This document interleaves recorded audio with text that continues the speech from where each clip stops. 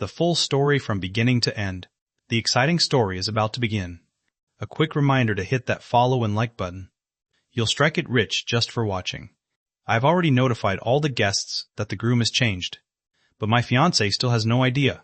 She thinks she can hide the fact that she eloped with that scholarship student to give him a secret home behind my back. Little does she know, I've already stepped aside. I didn't just send the wedding rings and license to him. I even swapped out all the photos for the ceremony, with intimate shots of the two of them together. But on the day of the wedding, when she discovers that the real groom isn't me, she will completely break down and scour the entire city just to find a trace of me. But by then, I'll have vanished from her world forever. Mr. Julian, you mean the wedding schedule stays the same? But the groom is going to be someone else. Is that correct? Facing the wedding planner's confused gaze, I nodded without a moment's hesitation. Yes, the wedding will proceed as scheduled in 2 weeks. As for the materials that need to be changed, I'll get them to you in the next few days. Understood. Should I give Miss Serena a call and let her know? No need.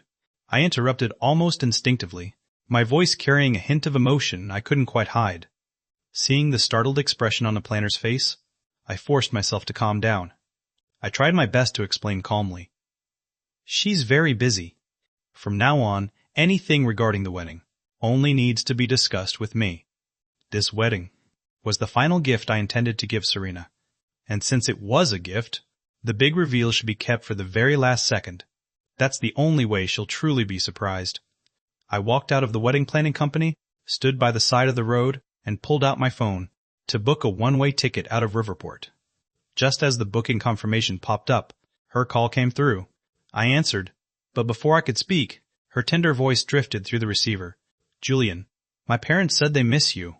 They want me to bring you over for dinner tonight. They also said they have something special to give you. Can you guess what it is? I didn't make a sound. Serena was an only child, raised from birth to be the successor to the family business. That icy, aloof personality of hers had never changed.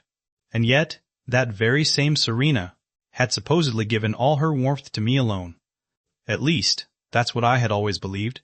Our mothers were best friends. So Serena and I grew up together. Unfortunately, happiness is never easily won. Less than a month after my mother passed away, my father couldn't wait to marry that other woman. After that, my stepmother orchestrated my kidnapping. I still remember waking up from a blackout to a man reeking of alcohol putting his hands on me. I panicked. I grabbed a glass bottle from the floor and smashed it against his head. He convulsed a few times and then went still. The other men surrounded me, kicking and punching. I truly thought I was going to die. But then Serena appeared. She burst through the door with the police right behind her. In that moment, I remember her silhouetted against the light, looking like a savior.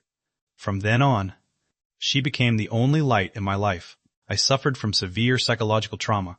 I was afraid of being touched, afraid of the dark, and afraid of anyone getting close to me. She spent every day taking me to see doctors and going through therapy sessions with me. She did everything she could just to make me smile. Bit by bit, she was the one who pulled me out of the abyss. Back then, I thought I was being cautious enough, but before I fully committed to her, I still tried to confirm one last thing. I asked her, Serena, I can only accept a love that is absolute and unconditional. If you stop loving me, we can part ways on good terms. But if you ever betray me, I will make sure you can never find me again. She happily raised her hand and swore an oath to me right then. Julian, I, Serena, will only ever want you in this lifetime. I promise to love you forever and treat you better than anyone. Time will prove every word I say.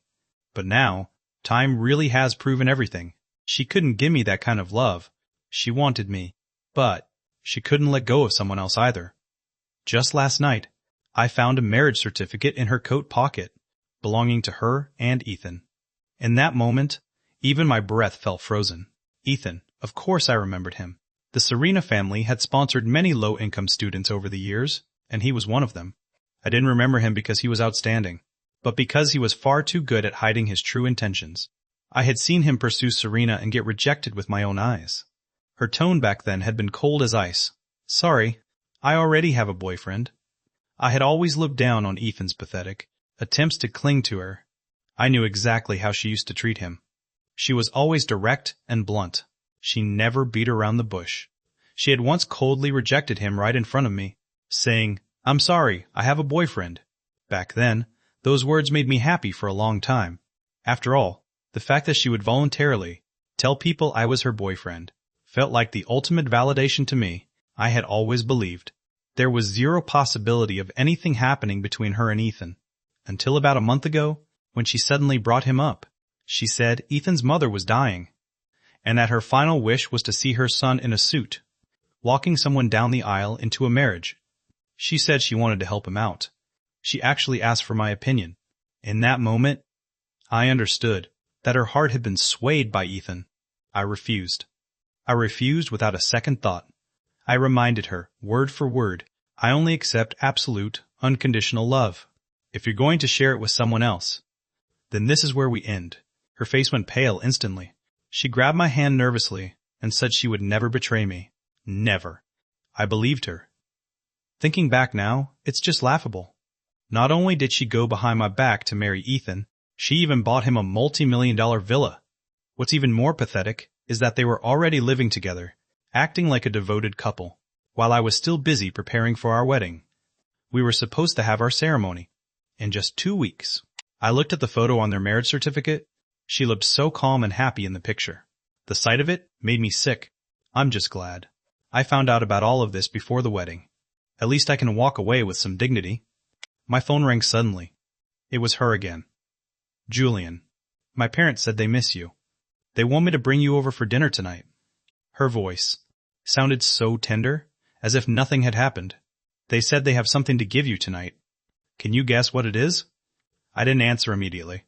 Faint noises came from her end of the line. The rustle of clothes and her slightly heavy breathing mixed with the low voice of another man. I didn't need to guess. I knew exactly what she was doing. But I didn't call her out. Keeping my voice completely flat, I replied, "I'm not home. I'll head to the family house on my own in a bit. No need to pick me up." She still tried to maintain that sweet persona. "When did you go out? Why didn't you ask me to come with you?" Heh, I go out, and you're in someone else's arms. Talk about a perfect division of labor. I was silent for a few seconds, then forced out a weary, hollow smile. "I've been preparing a surprise that I planned to give you on our wedding day. I was just at the wedding planner's office taking care of a few things." Her tone became excited immediately, as if she were genuinely looking forward to this surprise. "What kind of surprise?" "If I told you now, it wouldn't be a surprise anymore, would it? You'll find out naturally on the day of the wedding." After hanging up the phone, I didn't go straight to the Serena family estate. I went home. To be more precise, I went back to the 3,000 square foot house that used to belong to both of us. This place was somewhere Serena and I had decorated together, piece by piece, from the painting by the fireplace that she personally picked out, to the track lighting I installed by the living room curtains. Every single detail was a reminder of our life together. I used to think this would be our forever. But last night, from the moment I saw the marriage certificate she shared with Ethan, I knew that everything between us had come to an end. Serena had already given me the rings we were supposed to exchange at the wedding. She handed them to me well in advance. These matching diamond rings were her own personal designs. I looked at the sketches she had drawn, line by line. That day, she had sat in my lap, explaining her design concepts to me like an excited child. "Julian, look, I designed a hidden slot right here. When the two rings are joined together, they form a heart. We'll never be apart, okay?" Her eyes had been sparkling with light, as if she truly believed in the idea of forever. I shook those memories out of my head. I refused to linger on them any longer. I took out the rings and called a local courier service. "Hello, I'd like to schedule a delivery." I listed Ethan as the recipient. Since I wasn't going to be the groom at the wedding, then these rings, representing never being apart, naturally belonged with the newest member of the family. I scheduled the delivery for 9:30 a.m. on the morning of the wedding. Watching the courier drive away, I finally felt like I could breathe a little easier. But I knew it wasn't enough. This house was filled with her shadow. Before I left, I would erase every trace of her from this place, just as she had erased herself from my heart. By the time I arrived at the Serena family estate, the corners of my eyes were still a bit red. Serena's mother saw that I didn't look well. She glanced toward the door and asked why I looked so pale. "Did that girl Serena bully you?" I forced a small smile. trying to keep my emotions from crumbling. No, the wind was just really strong outside. Something got in my eye. I rubbed my eyes as I spoke, wiping away the lingering moisture. If she ever treats you badly, you have to tell me, okay? She patted my arm gently. Serena might be busy, but that's no excuse to be inconsiderate toward you. My heart felt heavy and bitter, but I could only keep smiling and nodding. I didn't blame her mother. She was always good to me. Ever since my mother passed away, she had cared for me like I was her own family. It's just that there were things she didn't know. Not long after, Serena's car pulled into the underground garage, but she didn't come upstairs right away. Her mother asked me to go down and get her. I walked down to the garage and spotted her immediately. Her white sedan still had its headlights on. She was sitting in the driver's seat. The window was rolled down. She held a slim cigarette between her fingers, though it wasn't lit. Her eyes were fixed on her phone screen. I stopped in my tracks, and before I could speak, I heard her flirtatious voice. My back is still so sore. It's all your fault. I felt like I'd been frozen to the spot. Ethan's voice came through the phone, low and gentle. Fine, it's my fault. Come over to my place tonight. I'll give you a massage. Serena gave a soft hum, her tone full of sweet, playful whining. You're not just going to rub my back. You have to take real good care of me. She hung up the phone. A smile still lingering on her lips, she finally lit the cigarette and took a long drag. Then she leaned back against the seat and exhaled slowly. The expression on her face was one of practiced ease I had never seen before, unrestrained and raw. It turned out, she hadn't been the Serena I thought I knew for a long time. In front of me, she never smoked or drank. She said she hated the smell. In front of me, she was gentle and pure, the kind of person who seemed untouched by the world. But now, she wasn't hiding this side of herself at all. She wasn't even pretending. It turns out that when the person I love stops loving me, they truly don't care to maintain even a shred of pretense for my sake. I stood there, my throat feeling like it was filled with lead. The tenderness I thought belonged only to me could apparently be given to someone else without missing a beat. Her flirtatious voice was still ringing in my ears, but that warmth wasn't meant for me anymore. A bitter smile tugged at the corner of my mouth, but my stomach felt like it was being twisted in knots. It was churning violently. The car engine cut off. Serena put out her cigarette, a second before she opened the car door. I turned and left the underground garage. I made it back upstairs just moments before she did, and we both walked into the dining room. The servants were busy setting the dishes on the table. Serena's mother looked at her as we walked in and gave her a sharp, annoyed glare. What took you so long? You were down there forever. Did Julian really have to go down and get you before you'd come up? Her expression stiffened instantly. Realizing something, she suddenly snapped her eyes toward me. You went down to find me? I looked back at her with a calm expression, my tone completely indifferent. Yeah. I saw you were on the phone, so I didn't want to disturb you. I just came back up. Is something wrong? Her eyes were fixed on me, afraid to look away for even a second. I had never seen her look that nervous before. Did you hear who I was talking to? I felt an unspeakable sense of irony in my heart. But on the surface, I didn't let a single thing show. No, I didn't. Wasn't it a client? Who else would it be? I stared back into her eyes quite naturally, acting so calm that I truly seemed to know nothing. Her expression finally relaxed. She shifted back into that gentle persona I was so familiar with. She took my hand, tracing my palm lightly with her fingertips. Her voice was so soft it could melt. It wasn't a client. It was about the charity gala in a week. I had someone custom make matching jewelry for us. That's who was calling. By my side, no matter what. You will always be the one who shines brightest. Listening to her say that, the other words she had said on the phone flashed through my mind. My back is still so sore. It's all your fault. She said it so naturally. She was so smooth that for a moment I almost believed her. As for charity galas, in the past, she had established many Julian foundations in my name, for various donations and causes. She didn't even believe in gods or religion, yet she had prayed for me over and over again. I remembered all of it. I had once been so touched, I didn't know what to do with myself. But now, listening to her continue with that same tenderness, I didn't feel a single spark of emotion. I just gave a faint response. Whatever you think is best. After dinner, Serena's mother brought out a box. It was carved from fine redwood. You could tell a lot of care had gone into it.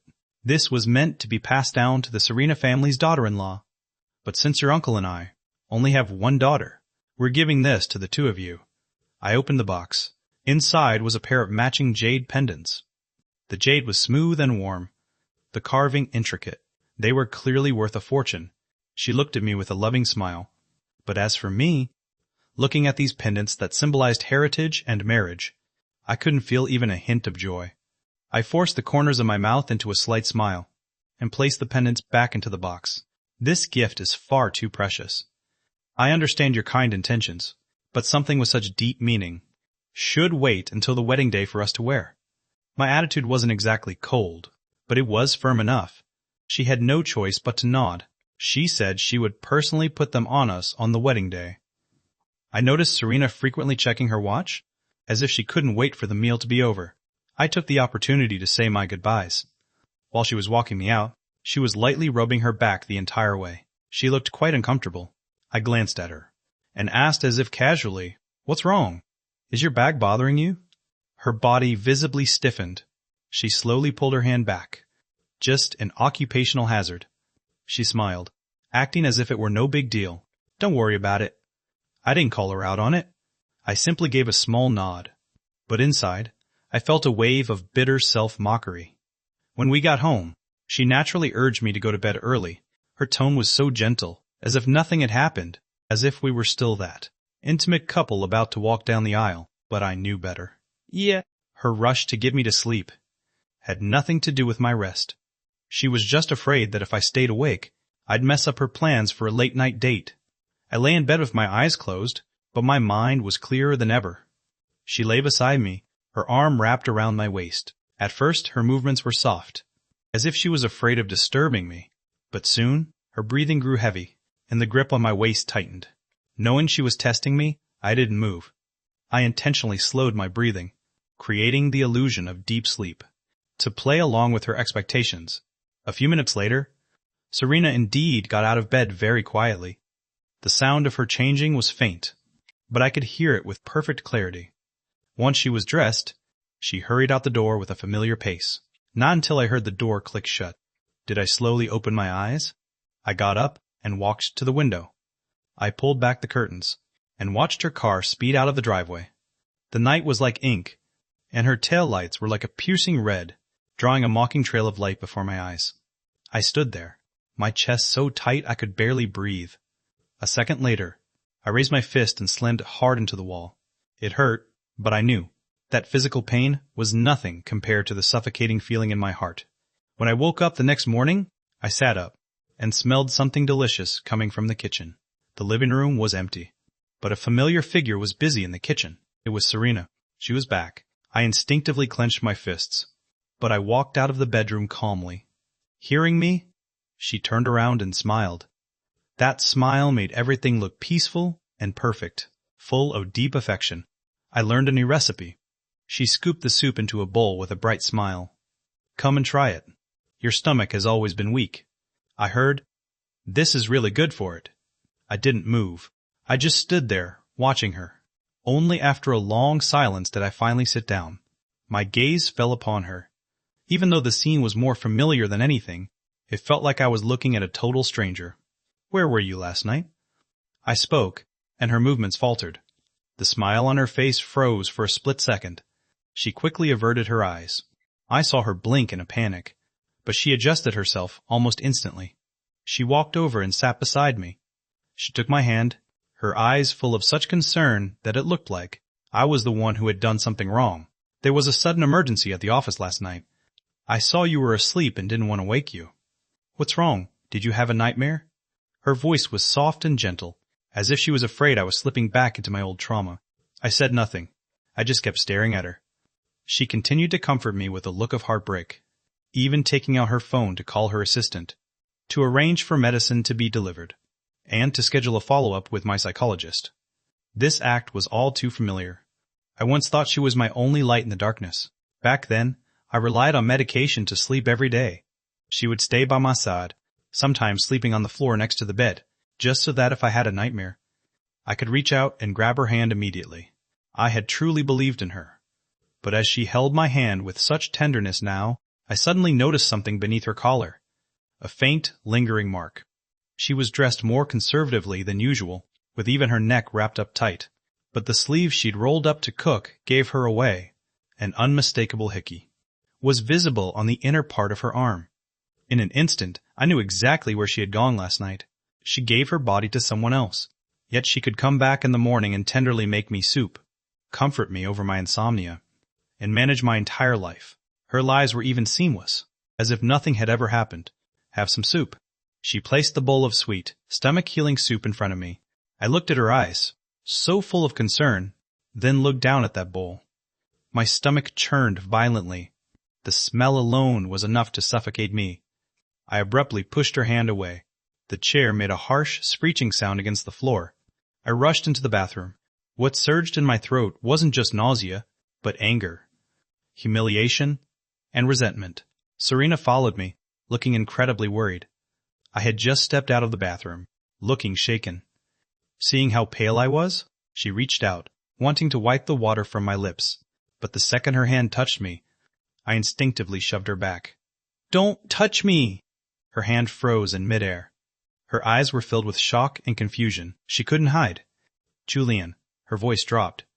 "Did I do something wrong?" I squeezed my eyes shut. I suppressed my emotions, forcing myself to calm down as I whispered, "No. I just read a novel earlier, and I might have projected you into one of the characters." Only then did she relax and step closer.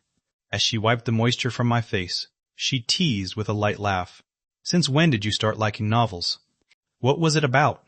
I looked her straight in the eyes. "A couple everyone envied," I said in a steady voice. "The woman couldn't handle the test of time and had a change of heart. She betrayed the man. She didn't want to give up her current relationship, but she couldn't let go of the thrill of something new. In the end, she lost everything. Serena, do you think you'll ever end up like that?" She was stunned for a moment. Her fingers trembled slightly. Then she pulled me into a hug. Burying her head in my chest, her voice was muffled. "Novels are just fiction. No one can tear us apart. And I'll never have a change of heart or love anyone else. Julian, you have to believe in my love for you." I didn't say a word. Her voice was firm and resolute, but I couldn't tell if she said it to reassure me or to convince herself. Over the next few days, she stayed by my side almost every second. She even insisted on taking me to the hospital for my checkup herself. She became even more gentle and careful, like she was back when we first started dating. All her emotions were perfectly hidden. Time flew by, and soon it was the day of the charity gala. Serena took me to get a custom suit made. I wasn't really interested.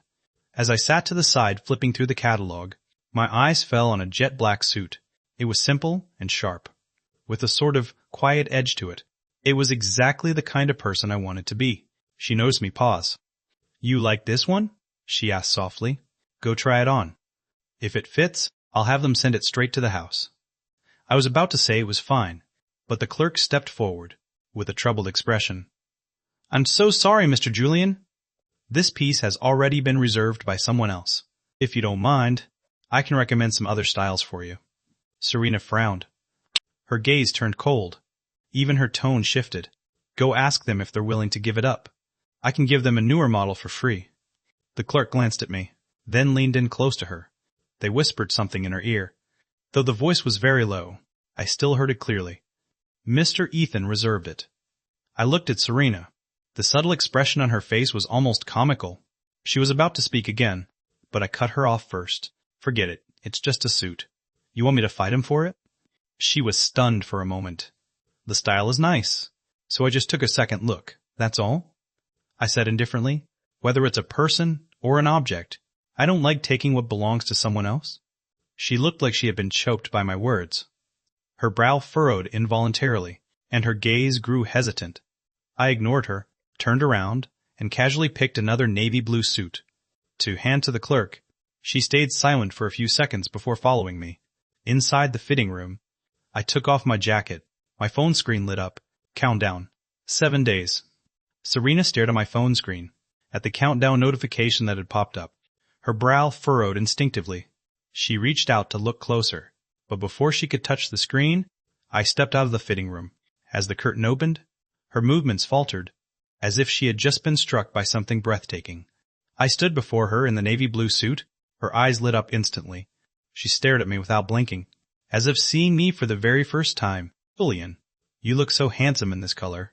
Her eyes were filled with unmasked surprise and affection. In the past, a look like that from her would have made my heart race, and I would have felt like I was walking on air all day. But now, I only felt as still as water. I looked away and didn't respond to her compliment. I turned around, grabbed my phone, and prepared to leave. She stood on her tiptoes to kiss me. I tilted my head, narrowly avoiding her. Then I just said indifferently, "Let's go. We're running out of time." She was stunned for a moment. Watching me grab my phone, she remembered that notification. Her voice dropped a few octaves. "I just saw that countdown reminder on your phone. Only 7 days left. What is that for?" I paused for a second. A small wave of emotion stirred inside me, but I kept my face steady. 7 days from now is the wedding day, and it's also the moment I plan to disappear forever. I didn't want her to know just yet. At this wedding, the final surprise she sees won't be a gift, but the truth. I looked up and met her gaze directly, my tone perfectly calm and flawless. "It's for the wedding in 7 days. Did you forget?"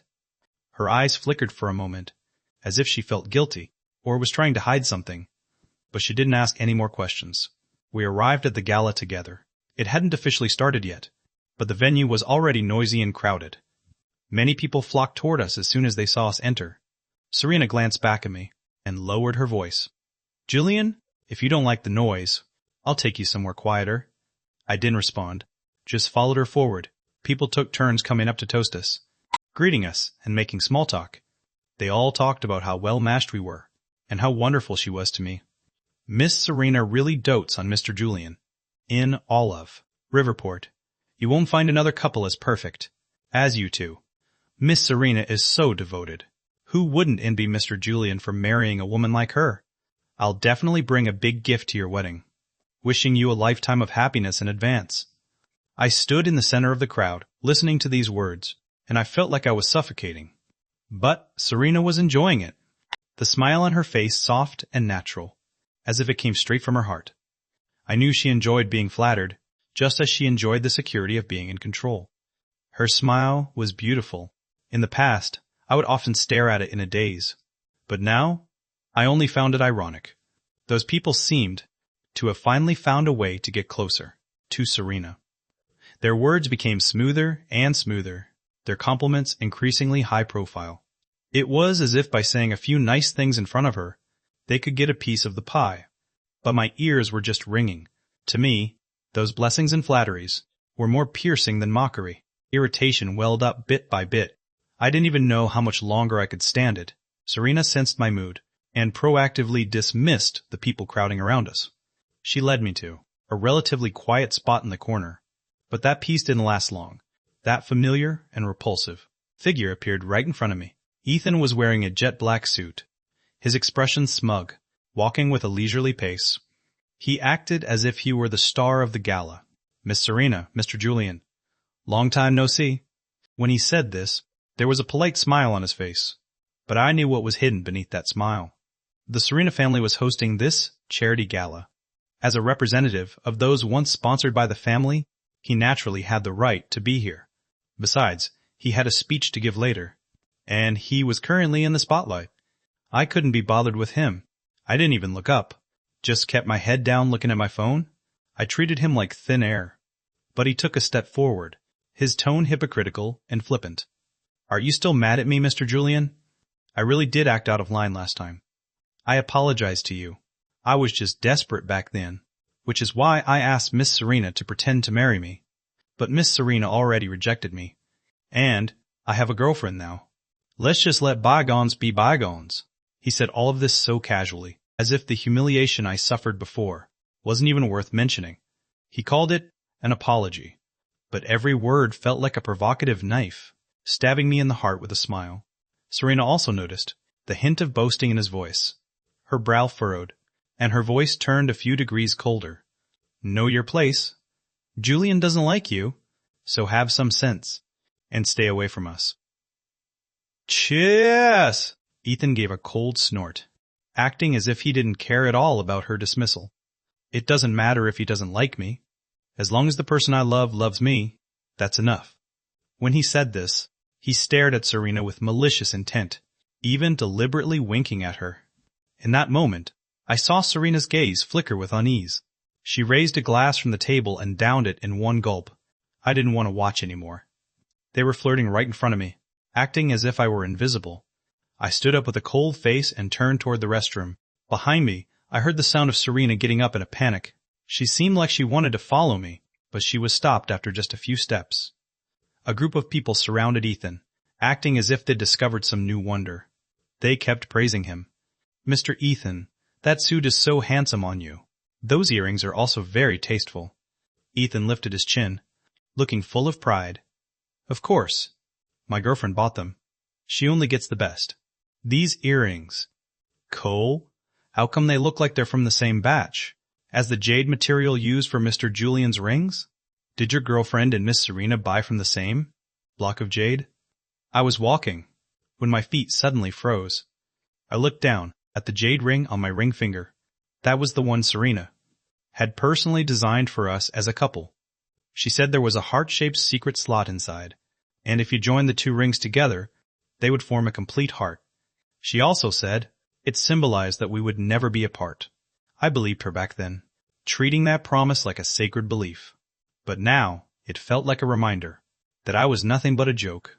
I slowly took off the ring and squeezed it in my palm. The smooth jade dug deep into my hand, stinging until it went numb.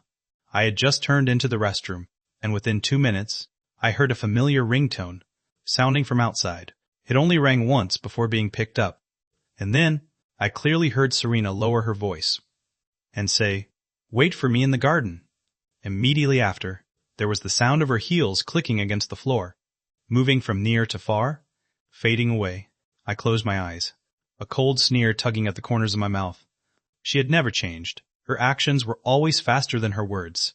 I knew the layout of this venue all too well, where the small garden was, and the most discreet way to get there.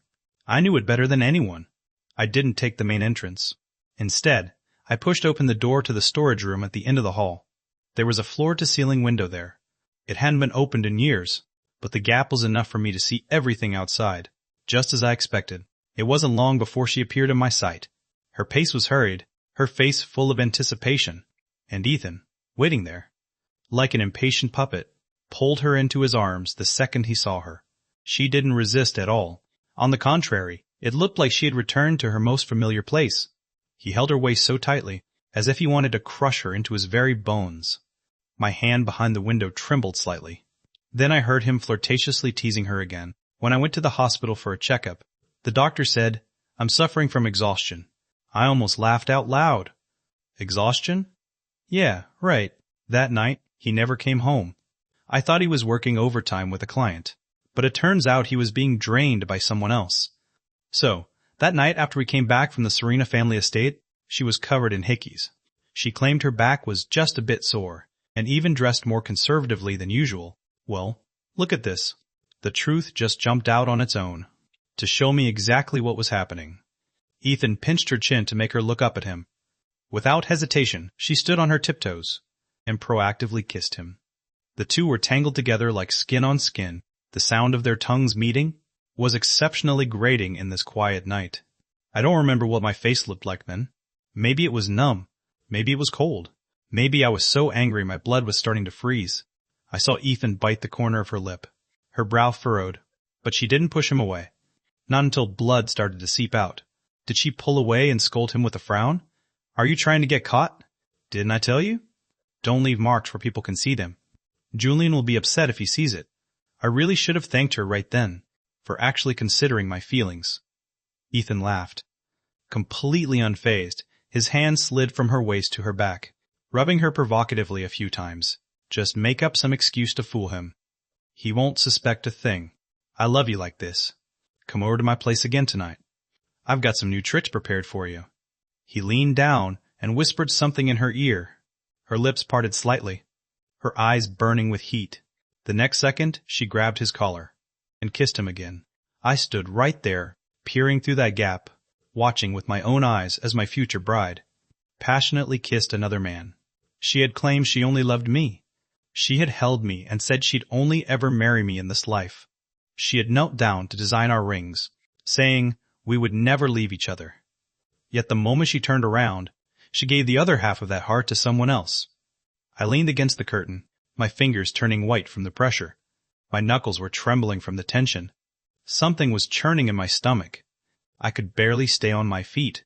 By the time I walked out of the storage room, Serena and Ethan had already parted. She was looking for me as if nothing had happened. When she saw me, she hurried over.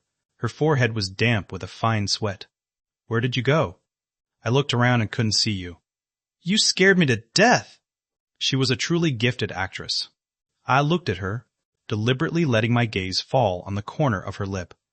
The bite mark was still red, the blood not yet fully wiped away. "I went for a walk in the garden, just to get some fresh air," I said flatly. "What happened to your lip?" At my question about her lip, she froze. Panic followed immediately. A layer of cold sweat broke out on her forehead. I watched her reaction in silence, waiting to see what kind of excuse she'd cook up. "Which garden were you in just now?" A mocking curve touched the corner of my mouth. I deliberately turned away, pretending not to care, as I said, "Just the one in the back." There were quite a few people there. "Why are you so nervous?" "Am I not allowed to walk around?" Her shoulders visibly slumped in relief, like she had just escaped death. "It's nothing. I was just afraid you'd get lost." Her eyes were shifty when she said it. Hiding things just as she always did, I didn't reply. Instead, I turned to look at the main stage of the gala. That piece of trash, Ethan, was standing under the spotlight, talking about how the Serena family had sponsored him, and how much he owed them. He mentioned Serena's name over and over again. With every sentence, he would cast a glance in our direction. I could practically guess what his next line would be. And Serena beside me was also looking at the stage over the crowd, a complex look in her eyes that she couldn't hide. I saw her lick her lips, as if savoring something. It caught on her injured lip, causing her to frown slightly. I still remembered how that wound got there. He had bitten it. But she still hadn't figured out how to explain it to me. Only then did she remember she hadn't answered my question. "Oh, I've been a bit stressed lately." A blister formed on my lip, and I accidentally popped it. What a pathetic excuse. I gave a cold laugh, not bothering to expose her. "I'm tired. I'm going back." I turned around as I spoke, having no desire to see the panic on her face. I heard her hurriedly chase after me and grab me. Her grip on my wrist was much tighter than before. "Wait for me." "Let me tell my parents. I'll go back with you." Ultimately, she took me back to the family estate. She explained that her mother wanted us to stay for the night, calling it the last family gathering before we were married. I didn't refuse, but the moment I lay down after washing up, I felt like I had fallen into a deep well. Despite being exhausted, I couldn't sleep soundly. I propped myself up against the pillow with my eyes half open, listening to the sound of her tapping on her phone screen beside me, and the sound of her soft giggles. That kind of low, flirtatious laugh, that only happens between lovers. I closed my eyes, trying my best not to think about what messages she was sending, who she was laughing with, or what bets they were making. I don't know how much time passed, but she gently tapped me awake. She gave me a light kiss on the cheek. Her voice was very soft. "Julian, Mom needs to talk to me about something. I'll be right back. Just call me when you wake up." I gave a muffled grunt and rolled over, pretending to fall back into a deep sleep. I heard the door click shut. Her footsteps gradually faded away. I waited a moment before sitting up. I heard them walking toward the study. I stood up, walked barefoot to the door, and quietly crept to the study entrance. The door wasn't fully closed. A sliver of light peeked through the gap. Then I heard Serena's mother's voice, thick with suppressed rage. "How many times do I have to tell you? Julian is a good boy. Since you're already with him, you need to cut ties with those trashy men around you. A person like Ethan, how are you still tangled up with him? Don't you know that everyone in our social circle is laughing at you?" I froze at the door, almost forgetting to breathe. She was right. So, they had known about Serena and Ethan all along. Not only did she know, her mother knew too. Not only did her mother know, everyone in our circle knew too. I was the only one kept in the dark, foolishly clinging to a sense of so-called exclusivity and loyalty. When those people told us, "I wish you happiness," or You're a match made in heaven. Were they laughing at me behind my back? I leaned against the wall, my fingertips ice cold. In the study, Mrs. Serena's scolding continued, but I couldn't hear it clearly anymore. My ears were ringing, like someone was holding my head under water. I couldn't catch my breath. I turned around mechanically, stumbling back to the bedroom. The moment I lay down, I curled up under the covers, with only one thought swirling in my mind. It turns out that sincerity can be faked. After returning to the bedroom, I felt as if I had lost my soul. I was in a state of utter trance. Not long after lying down, I fell into a heavy, groggy sleep. In my dreams, I vaguely felt Serena return. She sat by the bed, staring at me for a long time. Her gaze lingered on me, just as mine used to when I'd watch her sleep. It was intense, but unfortunately, behind that intensity, what was hidden was no longer pure love. Her phone rang several times. At first, she didn't move, but the ringing grew more urgent, like needles stabbing into my nerves. Eventually, she stood up by the bed, hesitated for a few seconds, and then turned to leave. I didn't open my eyes, nor did I ask where she was going. I just knew better than ever who she was going to see. When I woke up the next day, she hadn't returned. At the dining table, Mrs. Serena personally pushed breakfast in front of me, with a loving and considerate smile on her face. Serena said there was an emergency at the office, so she rushed back early this morning. If you have nothing to do today, stay and play a few rounds of chess with your father-in-law. Don't stay cooped up by yourself all day. Her tone was natural, and her expression was flawless. If it weren't for last night, when I overheard her conversation with Serena, I almost would have believed her concern again. This woman, who once treated me as her own child, now seemed no different from Serena in my eyes. I gave a self-mocking smile, maintaining my usual gentle and composed demeanor in front of her. The wedding planning company still has some details for the ceremony that need confirmation. We've prepared for so long, we can't afford any mistakes. I'll play chess with him next time. Mrs. Serena nodded and didn't stop me. I knew exactly what was on her mind. However, I didn't linger after the meal. I went straight to the wedding planning company. I wasn't lying. I really did have things to do today. Last week, I had them change the groom for the wedding, from myself to Ethan. I also promised to provide all the necessary materials for the swap. Over the past few days, Serena had been sticking to me like glue, but she forgot that she had integrated me into every part of her life long ago. Her phone password, her computer password, they were all my birthday. She assumed I wouldn't dare look. She thought I trusted her too much. But in the 15 minutes while she was showering, I turned all her secrets upside down. Her marriage certificate with Ethan, honeymoon photos, intimate photos, even photos of them in matching wedding attire, holding each other. Nothing was missing. That business trip, she mentioned, was actually a 2-week honeymoon abroad with him. A full 15 days. Now, those photos were sitting in my gallery, and I was sending them one by one to the wedding planner, to replace my original role. Once everything was settled, I surprisingly didn't feel as miserable as I imagined. After leaving the planning company, I suddenly remembered I had a physical exam recently. The report should be ready, so I stopped by the hospital. Just as I parked the car, I saw her car parked at the hospital entrance as well. My heart skipped a beat. I headed inside. Before I even reached the results counter, I saw her at the end of the hall by the OB/GYN clinic. It was her. Serena and Ethan. The two of them were standing together, talking and laughing. He was supporting the small of her back, his movements as gentle as if he were afraid of hurting her. I stood there, suddenly feeling my throat go incredibly dry. She had that familiar smile on her face, with affection visible in every look. Ethan leaned down toward her, whispering something in her ear. She smiled even more sweetly. So this was her true self. When she saw me, she froze completely. She frantically shoved Ethan's hand away, and cold sweat immediately broke out on her forehead. "Julian, what are you doing here?" I looked at her, my voice terrifyingly low. "I'm here for my physical results." I deliberately avoided looking at her, staring only at Ethan's pretentious face. Serena rushed over, tugging at my arm while explaining in a panicked tone. I was in a minor car accident on my way out today. Ethan happened to be passing by and brought me to the hospital. She paused, her eyes flickering. Then she said something that made it nearly impossible to breathe. "The checkup just finished. I'm pregnant." "Julian, are you happy?" I almost laughed out loud. A car accident resulted in a baby? What a miracle. How could I not be happy? I replied softly, my tone so gentle it was almost alien.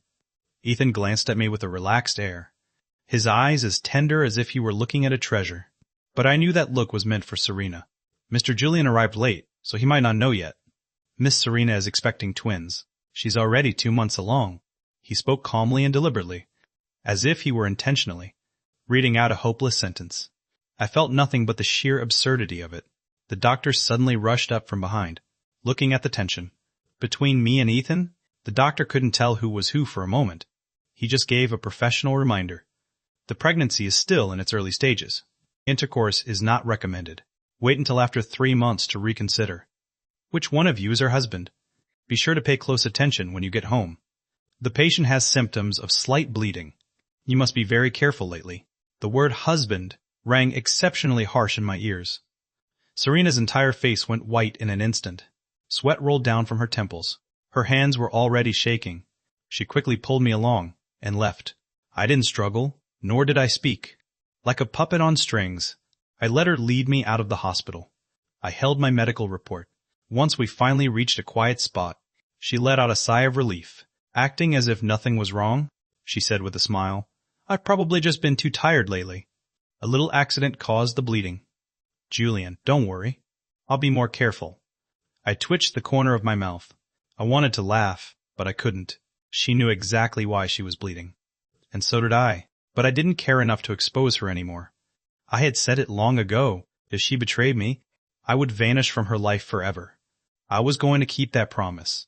And I had prepared a very special wedding gift. She wouldn't forget it. On the way back, her phone screen kept flashing. She glanced at me, only daring to tap it quickly when I turned my head. It was a message from Ethan. Serena, what should we name our babies? Come over later. Can we choose together? Her face stiffened. She quickly typed back, we'll talk about names later. In front of Julian, stop saying things that are so suggestive. If he discovers the children aren't his, you don't want to know the consequences. When I caught a glimpse of this message, I felt no anger, only mockery. I knew she loved children. I just didn't expect her to be carrying someone else's. Just then, my phone lit up. It was a friend request from Ethan. I didn't want to deal with him at first, but after a moment's hesitation, I tapped accept. In less than 2 seconds, his message popped up. Julian, I don't believe you're actually that oblivious. The child Serena is carrying isn't yours. He was blunt, but I already knew. I didn't respond. He probably couldn't wait, so he sent even more. She and I already have a marriage certificate. Here's the photo. It was the same certificate I had already seen on Serena's phone. Seeing it again now didn't spark any emotion. So what if you're having a wedding? I'm her real husband. As long as I don't agree to a divorce, you'll always be beneath me. She makes time to be with me every day, and she's incredibly passionate in bed. Is it because you aren't man enough for her? She's told a lot of people about me. You think those people are envious of you? They're just laughing at the joke you've become. Remember the suit I wore to the charity gala? She had that custom made for me. You can't even imagine how much she loves me. You wouldn't even be able to fathom it. If you two weren't childhood friends, you wouldn't even be qualified to stand beside her. He even sent some private photos of him and Serena together. Each one felt like a shot fired directly at me. I just found it pathetic. This guy actually thought I was like him, confusing a sense of triumph with actual love. Right then, Serena leaned over and asked with a smile, "What are you looking at?" "You're so focused." I calmly locked the screen and shook my head. I didn't say anything. She couldn't sense the emotions beneath my cold exterior and continued to link her arm with mine. The tighter she held me, the more I wanted to escape. But I didn't. I didn't pull away. I just pretended to close my eyes for a nap. At least in her eyes. It was better that I hadn't discovered anything yet. That way, the wedding day would be much more interesting. Over the next few days, she was gone day and night. She said the company had important business. I didn't press for details. Meanwhile, Ethan acted like an impatient clown, constantly sending me Serena's whereabouts and photos. He was with her shopping in baby stores, buying things for the 2 children, and picking out names for the ones not yet born. In the photos, she looked soft and sincere. He posed with his head against her belly, making it look quite authentic. Julian, She's been here with me these past few days. Do you still think she's working overtime at the office? Do you think she'll run away from the wedding tomorrow?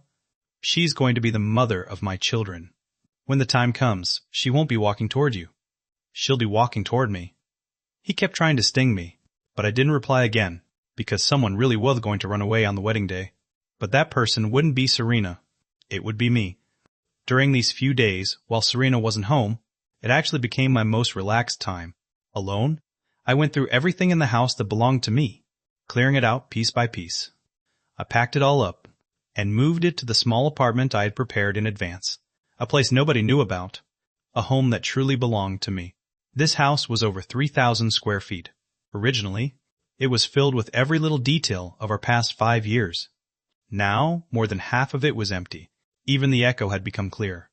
The night before the wedding, I was packing the very last box. I didn't expect her to come back. She stood at the door, holding a photograph in her hand, her usual smile on her face.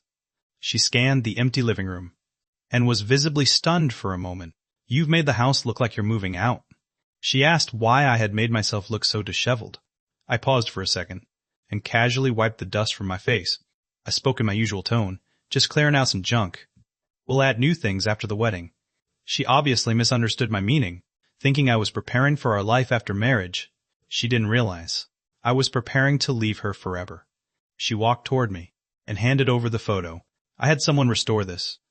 "It's the first photo we took together after we started dating. Do you remember?" Of course I remembered. That year, the pear blossoms had just bloomed. I had agreed to be with her. Serena dragged me to a photo studio and took this picture.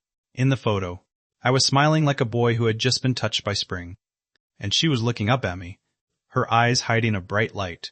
However, the original copy had been destroyed long ago. Ethan's dog had torn it to shreds.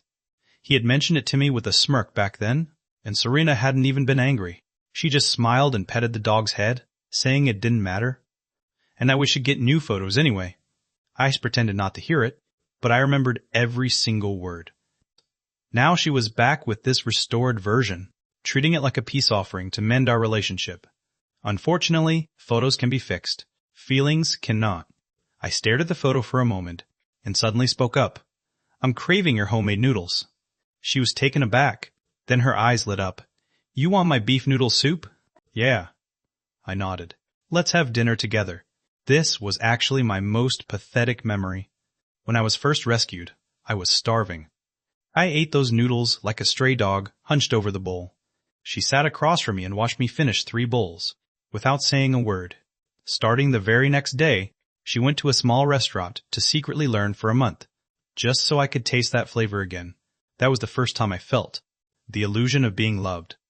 Perhaps I'll use this one meal to put a final period on this twisted relationship. She agreed without hesitation, smiling like a child who had finally received an answer. But just as 2 steaming bowls of noodles were placed on the table, her phone rang. I knew exactly who it was. The expression on her face shifted from relaxed to stiff. After the call ended, she looked at me, her eyes full of conflict and apology. "Julian, there's an emergency at the office." I looked up at her. Without mentioning her lie, I didn't expose her, I just smiled. I looked down and stirred the noodles in my bowl. "It's fine. Work is important. Go ahead. We'll have plenty of time in the future." She was stunned for a moment, seemingly confused by my calm tone. She walked over and gave me a light hug. "Thank you for understanding me." "Julian, though I might be busy until very late today, you don't need to wait up for me. I'm really looking forward to the wedding tomorrow." She was holding me when she said that, a hint of happiness in her eyes that she couldn't hide. I buried my head in her shoulder and replied in a muffled voice, "I'm looking forward to it too." I looked forward to her reaction when she realized the groom had been replaced. In that moment, she should be very surprised. Not long after she left, my phone rang. It was Ethan. "Julian, she's spending the night before your wedding with me. What right do you have to compete with me? Do you really think you can win?" He acted like he had already won, constantly sending these piercing sentences. I didn't reply. I just locked the screen. I looked at the bowl of noodles on the table. It looked and smelled perfect, but I had no appetite at all. It turns out that not only do feelings change, but even a person's habits and tastes can shift easily. I picked up the photo she had brought back last night and tore it with force. I ripped it right down the middle, between us, leaving only her half of the smiling face. This was the most realistic outcome. I went to the bathroom and took a hot bath to let myself completely calm down. Shortly after, I fell into a deep sleep, the best night of rest I'd had in years. The next morning, before 7:30 a.m., I woke up right on time. There were 2 notifications on my phone, a train, departure reminder, and a status update showing a delivery in transit. That was the diamond ring I had handed to the courier yesterday. This pair of couples' rings will soon be at the wedding venue, delivered right into the hands of the groom, Ethan. My heart is unexpectedly calm.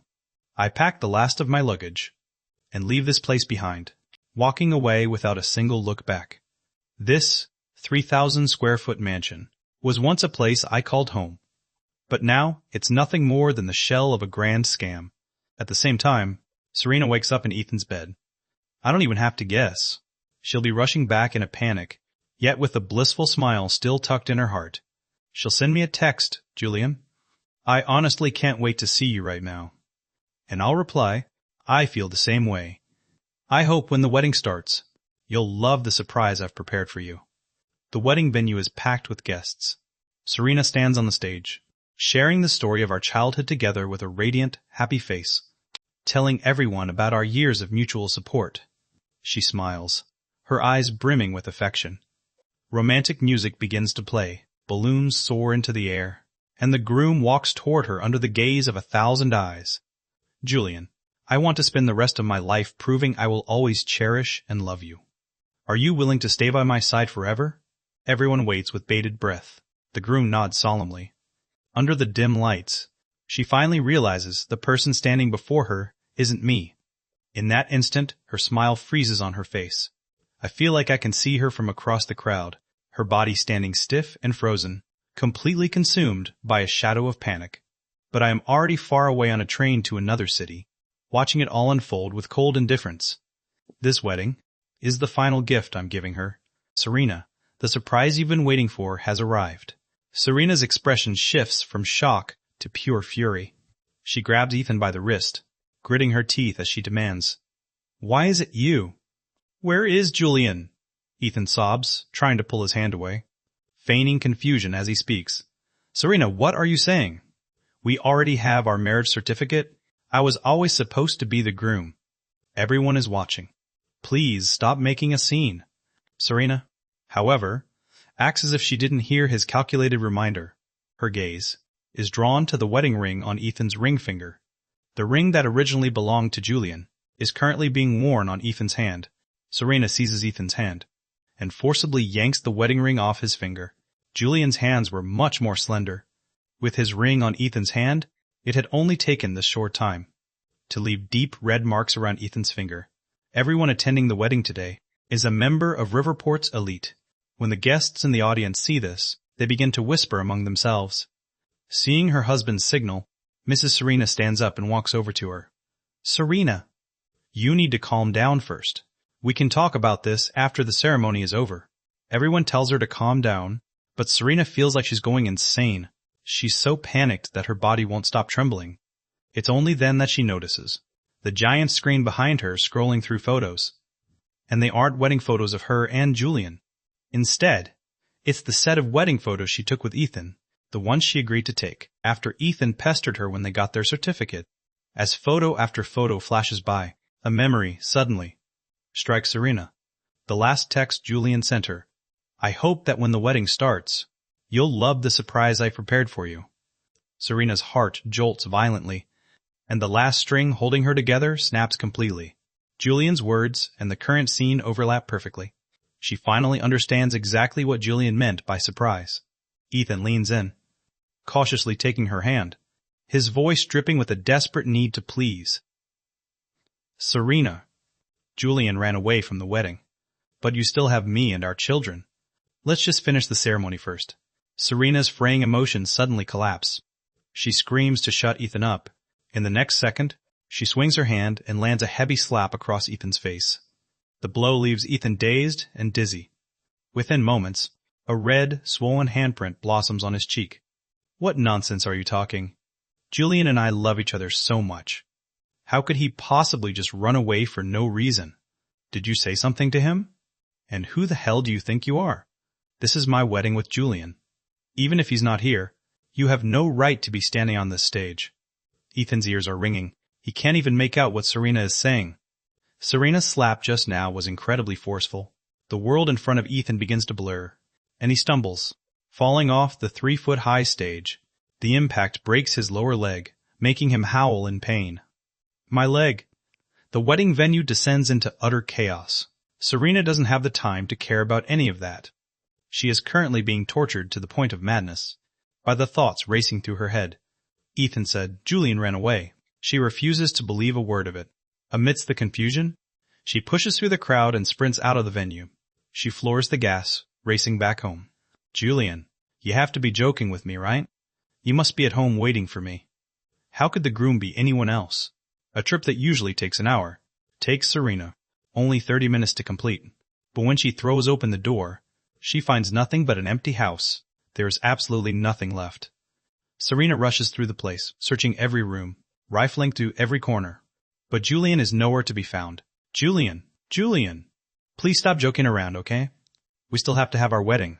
Serena calls out Julian's name over and over again. The hope in her heart gradually dies with every unanswered cry. It completely vanishes. She had noticed earlier that everything in the house belonging to Julian was gone.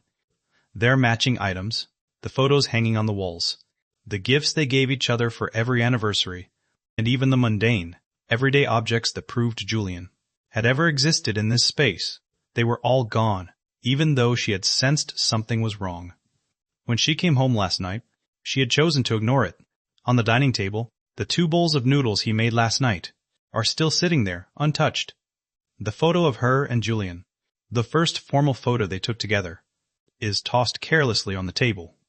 The picture has been ripped right down the middle, leaving only Serena's half behind. Serena feels as if her own heart has been torn apart, just like that photo, left raw and bleeding. In this moment, Serena finally realizes that Julian has truly left her. But why? Serena racks her brain, but she can't think of a single reason why Julian would suddenly leave.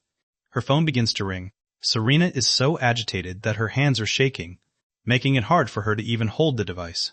When she finally gets a grip on the phone, hoping with all her heart that it's Julian calling, she sees Mrs. Serena's name flashing on the screen instead. Serena's breath hitches.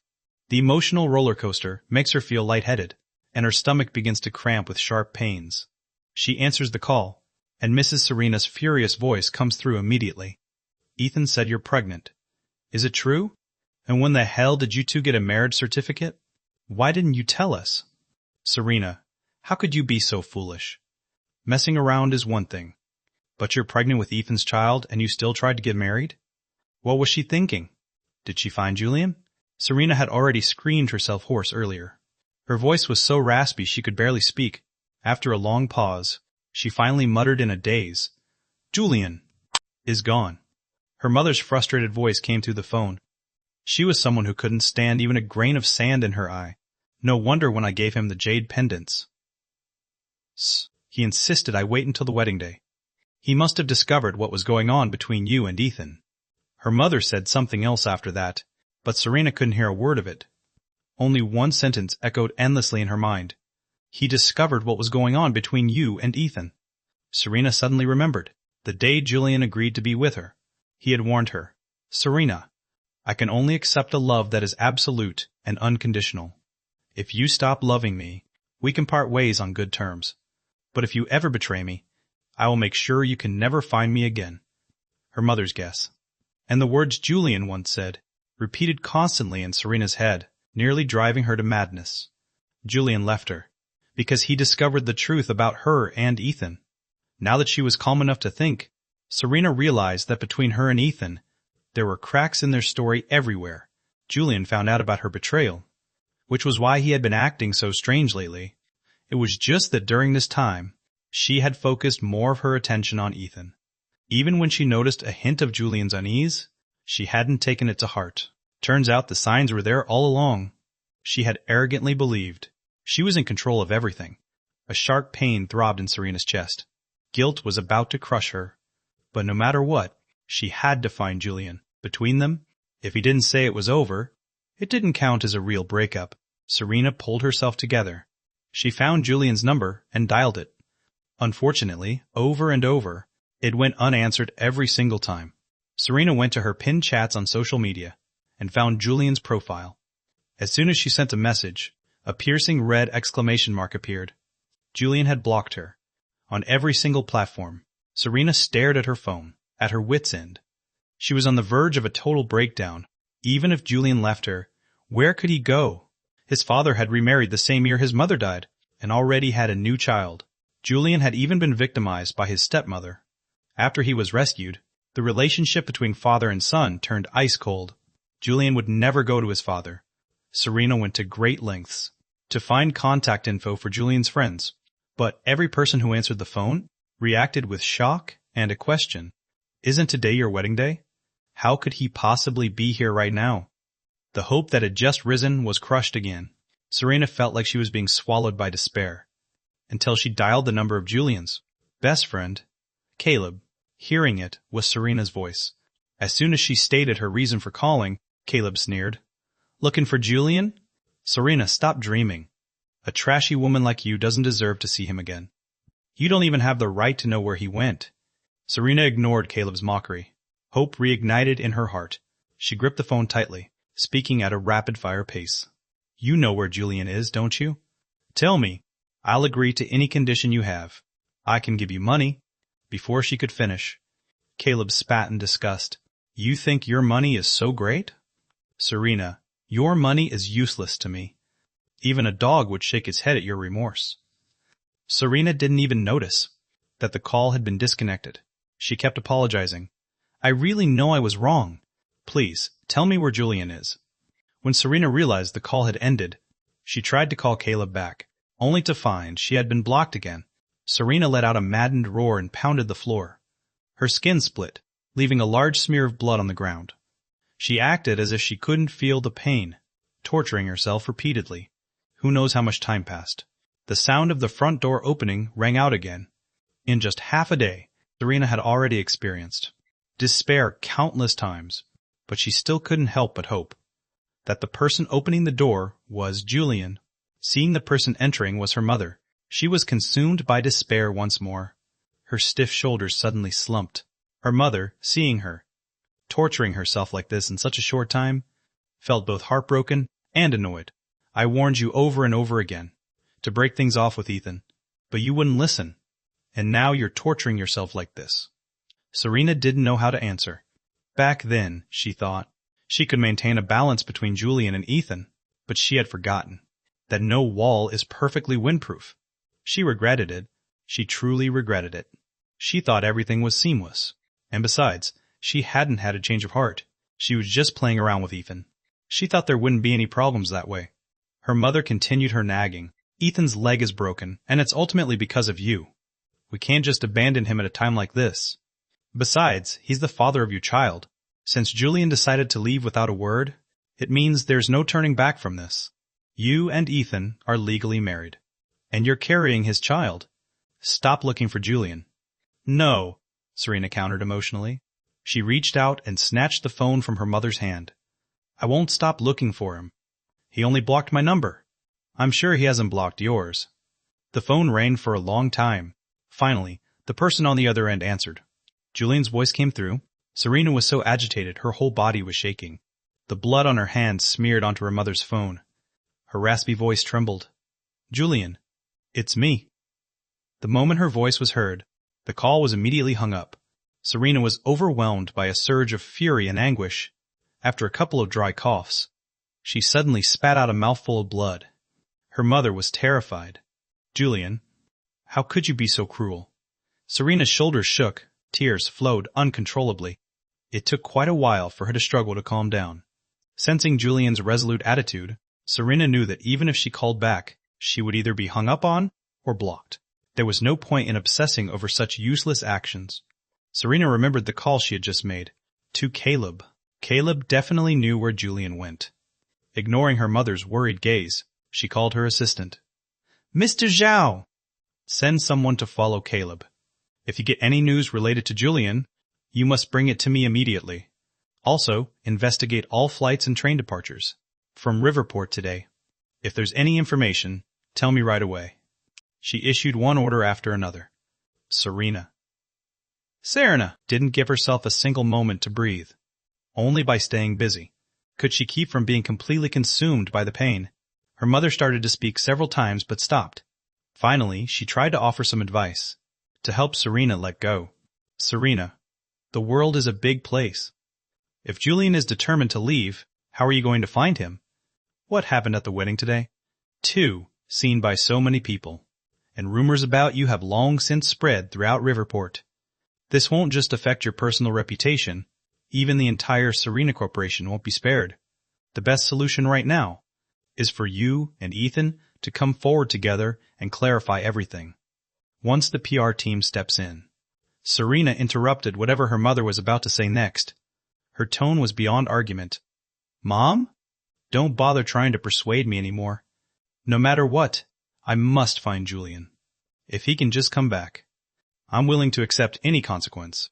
But giving up on finding him, Buck, that would be the death of me. So, no matter what, even if she had to search to the ends of the earth, she was determined to find Julian. After saying that, Serena didn't even stop to clean the blood from her hands and mouth before leaving for the office. The scandals Serena had previously suppressed regarding her private affairs were now spreading further and further. But in this moment, she had no time to worry about it. There were so many cars and planes leaving Riverport every day that it was impossible to track them all. Mr. Zhao obtained a list from the wedding day of every single flight and train leaving Riverport. After days of investigation, Serena finally discovered that Julian had bought tickets to over a dozen cities across the country and international flights to 6 different countries on that day. Serena looked at the nearly 20 locations listed on her desk, a bitter smile appearing on her face. Julian was truly determined to ensure no one could find a trace of him. But even though she understood this, Serena couldn't bring herself to actually give up on him. Serena began ruling out the wrong answers, one by one. But doing this was like looking for a needle in a haystack. She fell into despair once again. From the wedding day until now, 5 whole days had passed. She had slept for less than 5 hours total. The rest of her time was spent investigating Julian's whereabouts. But she had found nothing. On the 6th day, while Serena was giving instructions to Mr. Zhao, she collapsed from exhaustion on the spot. She remained unconscious for an entire day and night. When she woke up, Serena found herself lying in a hospital bed. She pulled the IV from her hand and prepared to leave. But she was stopped as soon as she got out of bed. Serena, Mom said, you haven't rested in days. You should recover before you leave. Otherwise, it breaks my heart. If not for yourself, then for the sake of our child. You can't keep acting so recklessly. It was only then that Serena noticed Ethan was actually in the room as well. Ethan's leg was in a cast, and his face was full of concern. Serena's expression instantly turned cold. She forcefully shoved Ethan's hand away. Know your place. Who gave you the right to call her mom? Ethan's gaze fell upon Serena's belly, which was starting to show, and his tone was full of unmaskable excitement. We're legally married, and we're having a child. Plus, so many people saw us have our wedding. Mom has already accepted my status. She even helped me pick out names for the twins yesterday. Take a listen and see which 2 you like. The last thread of sanity in Serena's mind snapped instantly. She grabbed Ethan by the throat, her fingers tightening with every second. Ethan's face slowly turned from pale to red, then to a bruised purple. He was so terrified by Serena's cold gaze that he forgot to struggle. A terrifying thought rose in his heart. Serena really looked like she wanted to kill him. Mrs. Serena walked in and let out a scream at the sight. Serena finally regained some of her reason, and her grip suddenly loosened. She looked down at Ethan, whose eyes were filled only with terror. She questioned him word by word. Why was it you who came out on the wedding day? And how did you get Julian's wedding ring? These past few days, Serena's mind had been entirely focused on finding Julian. She hadn't had time to think about anything else. Seeing Ethan again, one question after another surfaced. Ethan panted heavily, not daring to hide a thing, as he revealed everything that happened on the wedding day. After Serena left him. Not long after you left, I received a package. The wedding rings were inside. As for the rest, the people from the wedding planning company called to tell me to go to the venue.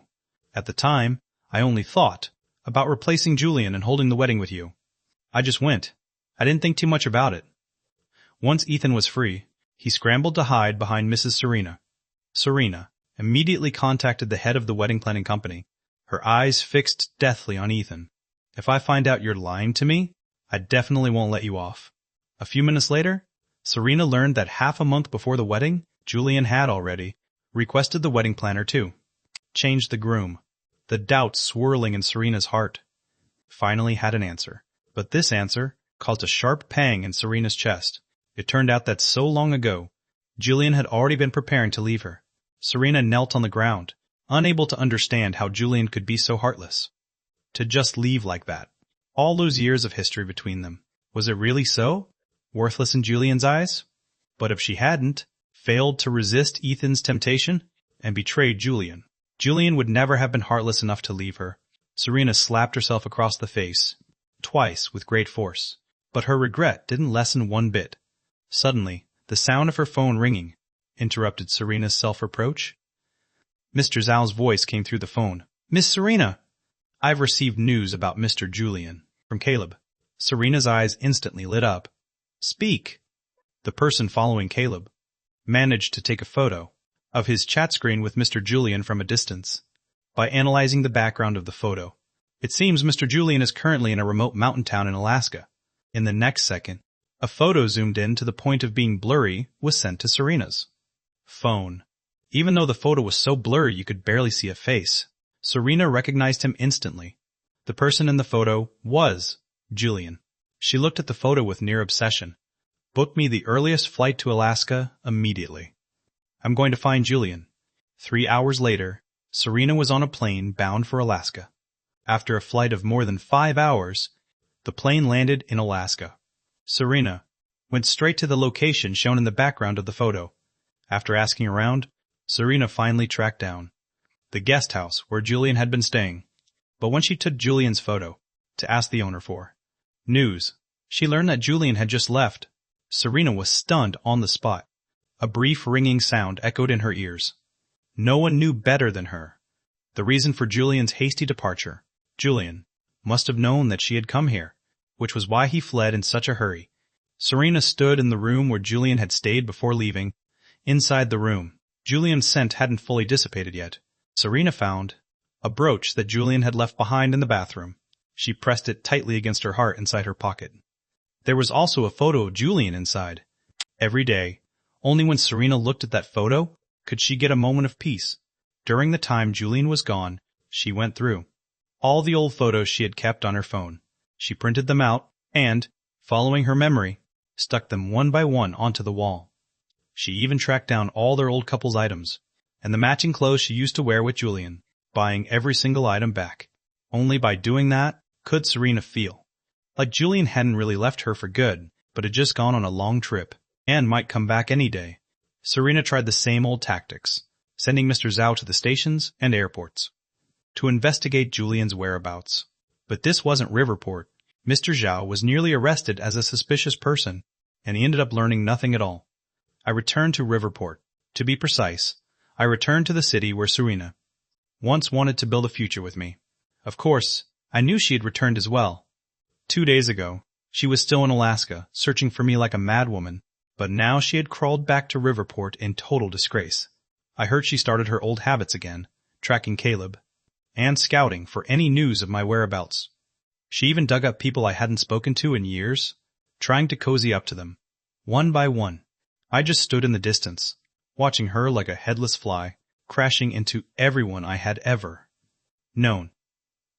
At first I just watched with cold indifference, but then more and more news started coming in, and some people even came to ask me directly if we were having a lover's spat, saying Serena had gone crazy looking for me.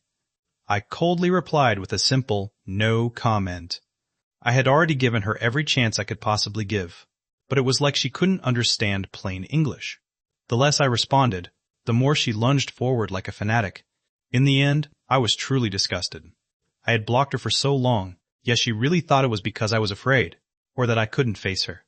That day, I finally unblocked her. No small talk. No warnings. I simply took everything I had in my possession and dumped it all on her at once. The photo of her and Ethan's marriage certificate, which I had taken from her coat pocket. The intimate photos of her and Ethan on her computer. The records of their honeymoon. I had copied all of it while she was in the shower. And after she got pregnant, those provocative messages Ethan sent me personally, along with all those bedroom photos. I sent every single one of them to her. My phone screen lit up like a barrage of bullets, buzzing incessantly with each sent file. With every message sent, I felt a little lighter, until the final one was gone, and I let out a long breath. It felt like I had taken all the repression of the last 2 years, uprooted it completely, and thrown it into the trash. Then, I turned off my phone, and boarded a flight to Paris. After a dozen hours in the air, an entire night of flying, I slept more soundly than ever before. No nightmares. No memories. When I landed in Paris and turned on my phone, the screen lit up like a sea of notifications. I wasn't surprised at all. Predictably, they were all from Serena. From missed calls to a screen full of Instagram messages, I opened her chat and looked at her first message, letting out a cold sneer. "Julian, you're finally willing to contact me. You've forgiven me, haven't you?" She hadn't even looked at what I sent before she started her desperate emotional display. A long string of messages begging for forgiveness followed. She said she knew she was wrong, that she was willing to spend the rest of her life making up for it, and that if I just came back, she would give up everything. I didn't reply to a single one. Her messages got longer and longer, looking more like essays. A few sentences turned into a 1,000-word confession. Too bad I'm not a teacher, and I'm certainly not God. I had no intention of giving her anything like forgiveness. I sent those things, not because I wanted her to know how heartbroken I was, but because I wanted her to know that I was no longer the Julian who would tolerate her, or try to placate her. It wasn't about how deeply she hurt me. It was that I had completely moved on. She didn't just betray our love. She betrayed the very last bit of faith I had in her. I just wanted to tell her that I wasn't crazy, I wasn't stupid, and I wasn't blind. I didn't have to wait until the very end to know who you really love. I already knew everything, and I would never forgive her, no matter what. I also hoped Serena would stop bothering me, but Serena clearly misunderstood, or perhaps she was intentionally pretending not to understand my meaning, continuing to beg for my forgiveness. Looking at those messages, I only found it ironic. Back when I was wholeheartedly with Serena, she didn't care at all, and stayed tangled up with Ethan. Serena likely understood the consequences if the truth ever came out, yet she still indulged in Ethan's affection, unable to help herself. I even gave Serena a chance to come clean about everything. If she had just told me the truth, we could have parted ways amicably, but Serena didn't. She even treated me like a fool and kept me in the dark. Going back a dozen hours ago, when Serena received Julian's messages, she almost thought she was hallucinating. Serena stared at the messages for a full minute before it hit her that she wasn't dreaming. She didn't even stop to see what exactly Julian had sent her, full of hope that Julian might forgive her. She assumed that was why he took the initiative to message her. But after sending several messages into a void of silence, Serena's initial joy began to fade. Panic gradually took its place. Serena clutched her phone, waiting for an hour. Then, 2. From dawn until dusk, there was still no reply from Julian. The phone slipped from her stiff hands and hit the floor, shattering the screen. Serena picked it up, and finally started scrolling through the messages Julian had sent. When she saw those files, her breathing hitched. An unspeakable pain surged in her heart, which then transformed into a violent rage. From the day Julian caught her at the hospital, walking out of the OB/GYN clinic with Ethan had been exposing their secret relationship right in front of Julian's eyes. Serena looked at all the things she had done for Ethan, which Ethan had used as blades to stab into Julian. The pain was so great she could barely breathe. Serena finally saw clearly. Turns out, she had done so many things to hurt Julian. Serena couldn't imagine how. Julian, knowing all of this, had managed to endure spending those last 2 weeks with her. In all honesty, if Julian had done these things with another woman, Serena knew she would have gone insane long ago. She clearly loved Julian so much back then. So how did they end up at this point? A thought struck her, and Serena's gaze suddenly turned fierce. If Ethan hadn't intentionally approached her, she wouldn't have done so many things to hurt Julian. Now Julian was gone. So why did Ethan, the culprit behind it all, have the right to enjoy all of this with a clear conscience? Julian, I'll make it up to you. Whoever made you unhappy, I won't let them get away with it, Serena muttered to herself. She quickly left home and drove to the villa where Ethan was staying. Lately, Serena had been so busy looking for Julian that she had completely put Ethan out of her mind. She had driven this route countless times. In the past, on the countless nights before Julian left her, long after he had fallen asleep, she would go to find Ethan. But not once had it felt as heart-wrenching as it did now. If she had known this would be the consequence, she never would have betrayed Julian. But thinking about it now, cannot change. The fact that Julian is already gone, all she can do is vent her anger for Julian's sake. Half an hour later, Serena arrived outside the villa, with several bodyguards following behind her. The lights in the villa were still on. Serena rang the doorbell. A housekeeper quickly opened the door. Miss Serena, Mr. Ethan is in the shower right now. Before the housekeeper could even finish, Serena stormed inside. As she reached the corner of the second-floor stairs, Ethan, hearing the commotion, walked out wrapped in a towel. Seeing that it was Serena who had arrived, Ethan's eyes lit up with joy. He intentionally loosened the towel wrapped around him, letting it slide down, to reveal more of his abs and his faint V-line. Serena, why are you here so late? Ethan stepped forward and grabbed Serena's hand, tracing circles in her palm with his fingers. Serena looked down at their overlapping hands, remembering the countless times she couldn't resist temptation, and slept with Ethan, and she wanted to tear him to pieces right then and there. Just as her mother had said, Ethan's cheap seduction tactics couldn't hide from Serena's eyes at all. But her increasingly stagnant relationship with Julian made her want to seek some excitement. So, under Ethan's seduction, Serena had pretended to be swayed, and had an affair with Ethan. The first time, she had felt guilty, not knowing how to face Julian, but Julian had been too distrustful of her. After that, it happened again and again, until she was completely lost in it. She had even become pregnant with Ethan's child. Serena's gaze suddenly turned sharp and cold. She had no desire to flirt with Ethan. She stared at him with cold eyes. Ethan, I warned you not to expose our relationship in front of Julian. Ethan's joyful expression froze on his face. The panic in his eyes was laid bare before Serena, looking exceptionally ridiculous. Even in the sweltering heat, a layer of goosebumps erupted on Ethan's body. How crazy Serena could get for Julian. Ethan had already experienced that fear twice firsthand. That kind of terror was something he never wanted to experience a third time. Besides, as a poor student sponsored by the Serena family, how could he possibly win against Serena? Ethan tried his best to put on an innocent face. He couldn't let Serena know that he was the one who sent those messages to Julian. Luckily, he had deleted the chat logs long ago. Ethan tried to steady his trembling body and spoke calmly. Serena? What are you talking about? I've never even contacted Julian. Whatever happened between us, he must have heard it from someone else. Serena grabbed Ethan's wrist in a death grip and snatched his phone away. She opened Instagram. Forget those provocative words she had already seen. In Ethan's contact list, Julian wasn't even added as a friend. Ethan took his phone back, feigning composure. But his voice shook uncontrollably as he spoke. See? I told you. How could I possibly? Serena cut off Ethan's defense with a cold sneer. She ordered the bodyguards behind her to seize him. Ethan, you think I'll believe you, just because you gave some random explanation? If I didn't have proof, how could I have come looking for you at a time like this? Serena took the chat logs that Julian had forwarded to her and shoved them in Ethan's face. Ethan's face instantly turned, deathly pale as he was hoisted up by the bodyguards. Only the tips of his toes could touch the ground. The stairs were right behind him. If the bodyguards let go on Serena's command, he would tumble down. Ethan begged for mercy in a panic.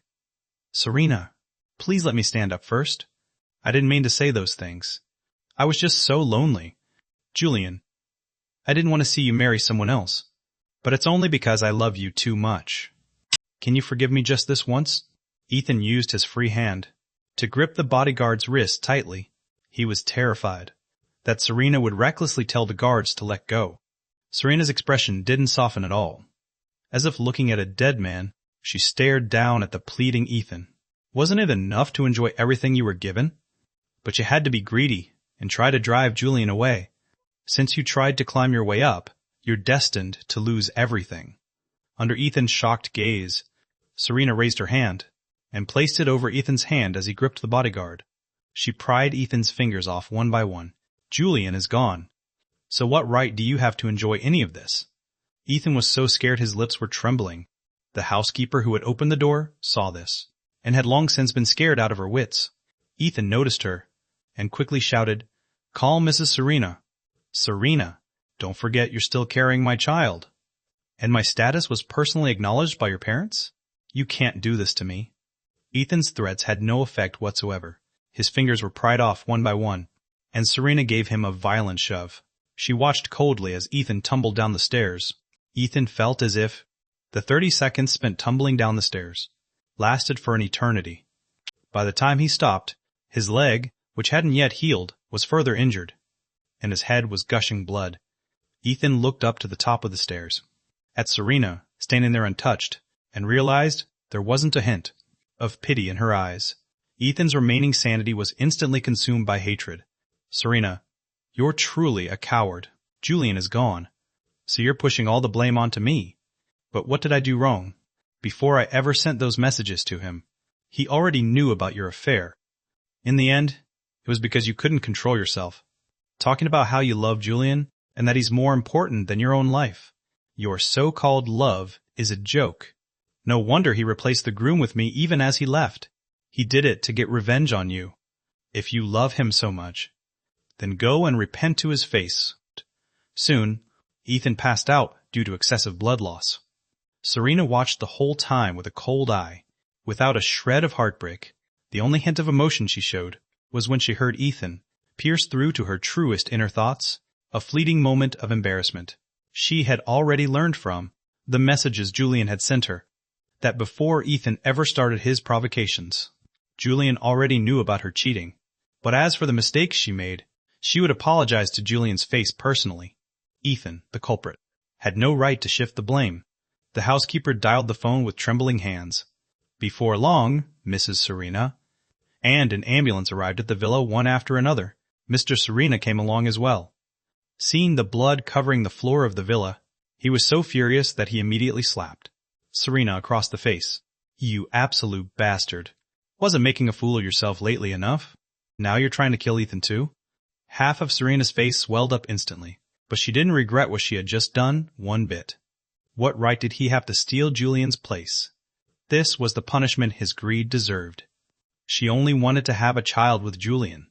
No one else was worthy of that. So, she was going to have an abortion as a form of penance. When Mr. and Mrs. Serena saw her acting so stubbornly, they were so furious their vision went dark, nearly fainting on the spot. In the end, Serena was forcibly taken to the hospital by her mother. Before leaving, Mrs. Serena warned the housekeeper who had witnessed everything, ordering her not to breathe a word of what she saw. But this villa district was home to all the prominent figures of Riverport. There was no guarantee that someone hadn't noticed what happened. Moreover, regarding tonight's events, the most troublesome issue, Ethan remained unresolved. If even one thing went wrong, it would deal a devastating blow to the already struggling Serena Corporation, which had been walking on thin ice lately. When Ethan woke up, he had a total breakdown, screaming that he wanted to call the police. It took Mrs. Serena a long time to talk him down and calm him. Serena, losing all patience, stayed at the hospital for less than half an hour before walking out. Whether Mrs. Serena stayed behind to threaten or bribe him, she didn't care. If her parents knew what she was planning, they would definitely stop her. So, after leaving the hospital, Serena went to a different clinic and scheduled an abortion. After the procedure was over, Serena, pale and bloodless, forced herself to go home.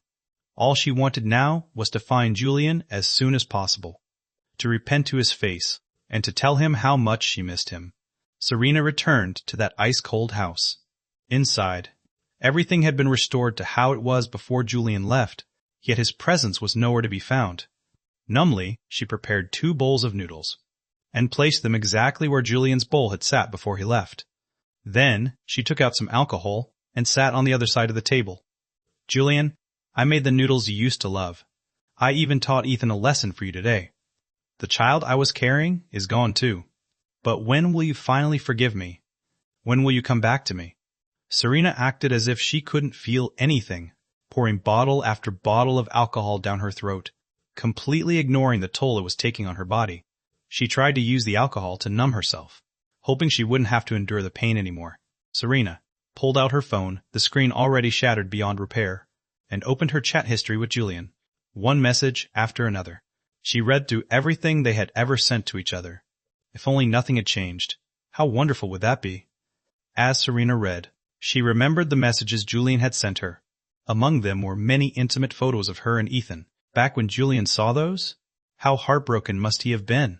Serena's breath hitched, and she suddenly clutched her chest, struggling to breathe.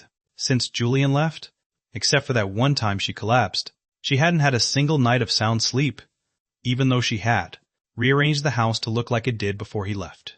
It was all a lie in the end. When Serena woke up in a daze, it was already the next evening. The 2 bowls of noodles on the table had long since clumped together. The floor was covered in knocked-over liquor bottles. It was the height of summer, and the bowl of noodles had fermented along with the heavy stench of alcohol, creating a foul odor. But Serena acted as if she had no senses left, merging herself into the wretched environment of the room. She spent day after day like a walking corpse. Serena never received any news about Julian. Mrs. Serena must have promised Ethan something, because he, who had been clamoring for the police, went silent. However, back in Riverport, Serena's reputation and that of her family had plummeted. Mrs. Serena couldn't bear to see it, and after failing to convince Serena to pull herself together, she simply brought in a psychiatrist to treat her. But Serena refused to cooperate with the treatment at all, and the results were negligible. Serena, who used to be very disciplined with smoking and drinking, had, in the month since Julian left, developed a full-blown addiction to both. She tried to use them to numb herself, trying to forget everything. But only Serena knew that it was all in vain. It was just that. Other than this, Serena couldn't think of a better way. Julian, didn't you hate it most when I smoked and drank? Why don't you show up and stop me? I miss you so much. Please, come back soon. Serena kept drowning herself in booze. Because of the excessive drinking and the lack of rest, she felt like she was starting to hallucinate. Otherwise, how could Julian suddenly appear before her? The figure in front of her walked closer and closer, until he stopped a few paces away. Julian looked at her and frowned. Serena, why have you been drinking so much? If you keep this up, I won't talk to you anymore. Serena's calm expression suddenly shattered. Those eyes, which had been like a stagnant pool, sparkled with light again in that instant. She reached out and pulled. The Julian standing in front of her clothes. She hugged him, her grip tightening, tears soaking the clothes on Julian's chest. She was afraid holding too tight would hurt him, yet afraid that if she let go, Julian would be just like in her dreams, vanishing before her eyes. Once again. Finally, Serena just kept him locked in her embrace, treating him like a long-lost treasure. Julian, it's really you. It's really you, isn't it? I've been looking for you. You're finally willing to come back to me. Julian gently stroked her back. His voice was inviting. You're very tired right now. Why don't you go rest for a bit? I'm not going anywhere. Serena stood up obediently, but her hands refused to let go even for a second. She led Julian all the way into the bedroom. Serena felt like she was in a beautiful dream. But if Julian was willing to return to her, what did it matter if it was a dream? She just wanted to never wake up. Serena lay on the bed, holding Julian tightly in her arms, terrified he would suddenly vanish. Julian felt uncomfortable in her embrace, and shifted his body. In her intoxicated state, Serena began to stroke Julian's body. When things were about to go all the way, Serena's clouded consciousness suddenly cleared. She saw clearly. The man pinning her down was a complete stranger. Serena felt a splitting headache. She slapped him hard. Who are you? Where is Julian? Where did you take my Julian? He was just here a second ago. Under the influence of alcohol, Serena had no idea how much force was behind her blow. The slap lit a fire of rage in the man. Fuming, he shoved Serena back. The man wasn't Julian at all. It was Julian's half-brother, Leo. Mrs. Serena couldn't stand seeing Serena lose her mind over Julian every day. living like a shadow of her former self, neither dead nor alive. Every method she tried had failed. Then, she suddenly remembered that Julian had a brother 3 years younger. Back then, the father had remarried after the mother died, but he had been having an affair and had a love child long before that. And that was Leo. After getting a photo, she saw that Leo, with a face that shared a 50% resemblance to Julian's, Mrs. Serena made a decision on the spot. She promised benefits to the Julian family, on the condition that Leo would get close to Serena to heal her emotional wounds. But she didn't expect the plan to backfire. Leo looked at Serena, whose head was bleeding uncontrollably. She had accidentally hit her head when he shoved her away earlier. He wanted to leave, but she held on to him in a tight grip. Serena was no fool. Once she regained consciousness, looking at Leo and his 50% resemblance to Julian, she pieced everything together after a moment's thought. "You're Julian's brother, aren't you? Call him. I don't care how you do it, as long as you get him to come back. I'll give you whatever you want." Hearing this, Leo curled his lip in annoyance. That orphan loser? What makes him worth looking for? The moment the words left his mouth, he saw Serena staring at him with cold, dark eyes. She warned Leo, emphasizing every word, "I won't allow anyone to slander Julian. If I hear another word, I'll kill you."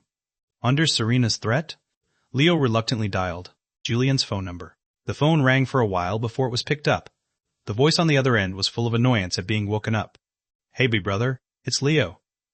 Dad is seriously ill. He wants you to come back and see him." I froze for an entire minute before I could retrieve the name, Leo, from a dusty, forgotten corner of my mind. We hadn't been in touch for so long that I had almost forgotten. I even had a half-brother, and that so-called father. I had cut ties with the Julian family long ago. I spoke flatly. "Whether he's dead or alive is none of my business. There's no need to notify me." On the other end of the line, though I couldn't see Leo's expression, I could hear the displeasure in his voice, as his facade suddenly dropped. "No wonder Dad doesn't want you. You really are unlikable, Julian. You deserve to be abandoned by Dad, and you deserve to be abandoned by the Serenas too." Those words caused me to snap out of my half-asleep state, instantly. My voice was as cold as a blade. "Did Serena make you call?" Though it was a question, I already knew the answer in my heart. Leo gave a cold snort. "So what if she did? Julian, I just can't stand that attitude of yours." Click. I hung up immediately, giving him no chance to continue. Meanwhile, Serena, whose body was cold from blood loss, only managed to mutter, in a voice so weak it was barely audible, "Julian, I never wanted to abandon you." After the call ended, Serena fell into a coma due to the loss of blood. Leo, who had planned to slip away quietly, finally contacted Mrs. Serena out of fear of being held responsible for her death. Only then was Serena's life saved. Now, in the hospital room, Serena was still unconscious. She had been comatose for 2 full days. As Mrs. Serena waited, her anxiety grew more and more intense. "Oh, Julian?" Just as Mrs. Serena thought Serena was about to wake up, the doctor said her muttering was just a subconscious behavior. Julian's departure had become a trauma rooted in Serena's heart. Looking at Serena, who was so thin she was barely recognizable, Mrs. Serena couldn't help but collapse by the bed and sob. I didn't answer Mrs. Serena's call, until she had tried several times. The phone rang over and over, sounding especially piercing. In the early morning of this foreign land, I already knew why she was calling. Who else could it be but Serena? When the phone flashed with the 7th call, I stared at the screen, hesitating for 2 seconds, before finally sliding to answer. "Julian? I'm at my wit's end. Please don't hang up." Her voice was choked and raspy on the other end. I could tell she was truly crying. I was silent for a few seconds, trying to keep my voice steady. "Mrs. Serena, is something wrong?" I didn't want to call her Auntie anymore. Such an intimate title would remind me of how well she used to treat me, and the abyss she personally pushed me into. She brought up Serena without any hesitation. "Serena has been looking for you all this time. I know she did wrong, but she's truly full of regret. Julian, can you give her one more chance? Even if it's just to see her once." I looked out at the morning streets of Paris. The wind made my fingertips feel icy. It had been nearly 3 months since I left Riverport. I had moved around a few times during those months, but ultimately settled here. I had heard quite a bit of news from Riverport. Serena hadn't given up on finding me. The commotion she caused grew so loud that I didn't even dare to update my social media, for fear of being found by her. Deep down, I knew this wasn't a permanent solution. It was time to bring this feud to an end. So, I spoke. I'll be returning to Riverport in a week. I'll contact you then. I hung up the phone as soon as I said that, without waiting for her response. The slight opening I gave would be enough to drive Serena into a frenzy. I could imagine her excitement upon hearing the news and how she would probably think I had forgiven her. But she didn't know that I wasn't going back to give her a chance, but to give myself a chance to say a proper goodbye. An end. A final, complete end. Mrs. Serena called to say Serena had woken up, and that the first thing she said was that she wanted to see me. I was silent for a moment, before finally agreeing to return to Riverport. She gave me the location for our meeting, a greenhouse on the outskirts of town. Actually, the moment I heard the address, I knew it was another one of Serena's arrangements, but I said nothing. I packed my things after hanging up and set off on time. The moment I stepped into the greenhouse, I froze for a second. Although it was the height of summer, the place was filled with blooming pear blossoms. A thick layer of petals covered the ground, and the air was thick with a faint, sweet fragrance. With every step, a memory unfolded, as if I had fallen into a fairy tale. I knew exactly why she had set this up. She couldn't forget the year we first got together. When the pear blossoms were in full bloom, she was using this to try and stir up the feelings I once had for her. But I was no longer that Julian. I didn't linger on the decorations, but looked directly at Serena, who was standing nearby. She walked toward me, her frame so thin she could barely fill out her suit. I was stunned for a moment. After not seeing her for 3 months, she really had changed a lot. She was haggard and pale, her eyes red and swollen.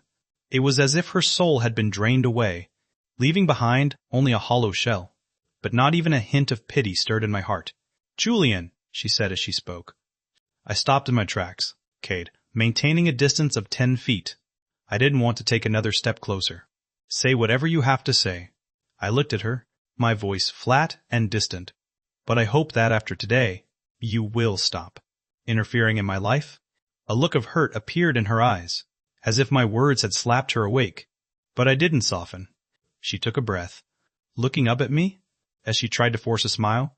"Julian, I think about you every single second. I know you hate me, and you hate me for betraying you, but I've really changed. You didn't like Ethan, so I've cut ties with him completely. The child is gone too. I've had the rings custom made again. I even planted pear trees. I want to propose to you again. Julian, can we start over?" Her eyes were full of light, as if she were using every ounce of her strength to plead with me. "I promise you, from now on, I will never betray you again. If I ever break my word, then I deserve to grow old and die alone." She sounded so sincere, so pathetic. It almost sounded like she meant it, but I only felt a sense of irony, an overwhelming irony. I looked at her, my voice as calm as if I were stating a simple fact. "Serena, if I hadn't suddenly vanished, would you have voluntarily cut ties with Ethan?" "Yes, to me, you are the most important person in the world." When she blurted those words out without a moment's hesitation, perhaps I should have softened a little, but I just found it laughable, and a cold sneer tugged uncontrollably at the corners of my mouth. Even I found myself repulsed by the irony of it. Her gaze shifted instantly, as if my laughter had physically stung her eyes. "No, you wouldn't." I looked up at her, mercilessly cutting through her self-indulgent drama. "You couldn't let go of me, yet you were addicted to the thrill Ethan gave you. If you truly could have walked away, how did you end up carrying his child? And then you planned to hide it from me, letting me believe that child was mine." The moment I finished speaking, I saw her body tremble slightly, but I didn't stop. "You're saying you'll let go now, only because you realize that I'm never coming back. Your biggest regret isn't that you did wrong, it's that you didn't hide it better."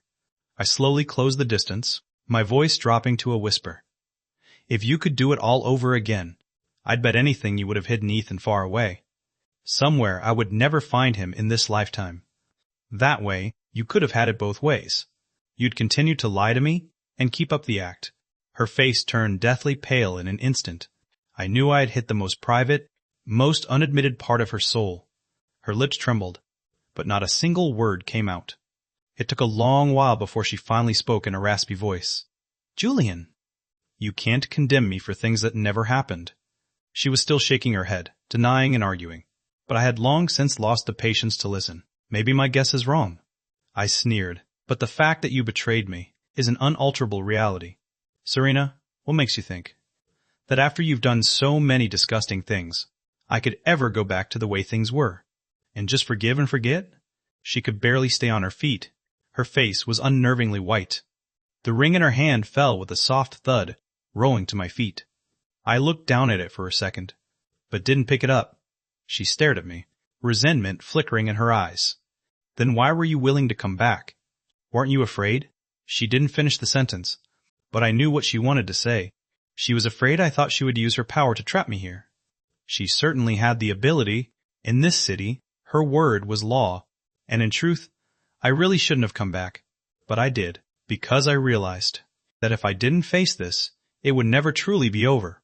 I looked at her, my tone as cold as ice. Serena, you know better than I do what constitutes kidnapping and illegal detention. I don't think you want that on your record. I only came back to end this once and for all. Your obsession has already started to interfere with my life. I finished speaking and turned to walk away, but she suddenly grabbed my wrist from behind. She didn't say anything, but I knew that look all too well. Pleading, sorrowful, and a tiny bit petulant. She was begging me not to leave. So finally. But I had no more pity left for her. Before I could even shake her off. Honey, what's taking so long? Vivian's voice drifted over from the greenhouse entrance. I didn't even see how she approached. I only felt her naturally link her arm with mine. Serena froze. She stared blankly at me, and then at Vivian. Our hands were tightly interlaced. Her voice trembled. Who are you? Hi, I'm Vivian, Julian's girlfriend. Vivian offered a poised, elegant smile. If you ever get the chance, you're welcome to visit us in Paris. I didn't say a word. I just walked out side by side with Vivian. There was no more resistance from behind me. But after just a few steps, I heard a dull thud, followed by the sound of someone coughing up blood. I didn't look back. I just closed my eyes briefly. This was the choice she made for herself, and I was finally done bearing the consequences for her. Just as Vivian and I were about to leave the greenhouse area, Mrs. Serena suddenly appeared before us. She stood tall and rigid, blocking our path, appraising me with a complex look, before shifting her gaze to Vivian. Julian, are you really leaving just like that? And is this person your friend? I pushed down my internal emotions, answering in an indifferent tone. There's nothing left for me and Serena to talk about. And this is my girlfriend, Vivian. Vivian politely nodded to Mrs. Serena. Her voice was soft. Hello, Mrs. Serena. But Mrs. Serena didn't seem to want to acknowledge her. Her eyes fixed on our joined hands, her tone turning accusatory. Julian? You and Serena have only been apart for 3 months. How could you? She trailed off. But I knew exactly what she was trying to say. Can't you see how much she suffered for you? She harmed her own health with that procedure for your sake. Since you are willing to come back and see her, why can't you give her one more chance? I listened to every word she said, the fatigue in my heart piling up bit by bit. I understood Mrs. Serena's position, and I understood her heartbreak for her daughter. But the more she acted this way, the clearer my mind became. Mrs. Serena. I looked at her, my voice low but firm. Serena's suffering has absolutely nothing to do with me. The child she was carrying wasn't mine. She could have chosen to keep it. Whatever pain she is in is entirely of her own making. I paused, and continued. The reason I agreed to come back and see her was out of respect for how well you treated me in the past. But that doesn't mean I owe her anything. Serena could betray me before our wedding. Yet, I'm supposed to ask for your permission to date someone. Now that we're broken up, what right does she have? And there's one more thing. I looked at her, my eyes dark. Mrs. Serena, you knew about her affair much earlier than I did. Yet you chose to help her hide it. I won't judge the choice you made then. Nor will I say whether you were wrong or right. But you have no right to ask for my forgiveness. Mrs. Serena's face looked ghastly. I didn't intend to provoke her, but I had held those words in for too long. Just then, I saw Serena walk out from the back. She was pale, weakly leaning against the wall for support. Mrs. Serena immediately turned and ran to her, calling her name in a panic. I didn't stay. I turned, took Vivian's hand, and led her away. From that place that no longer belonged to me, this time, I was truly gone. From now on, Serena and I were strangers. During our stay in Riverport, I took Vivian around the city. It was her first time here, and I had once thought I would spend my entire life here.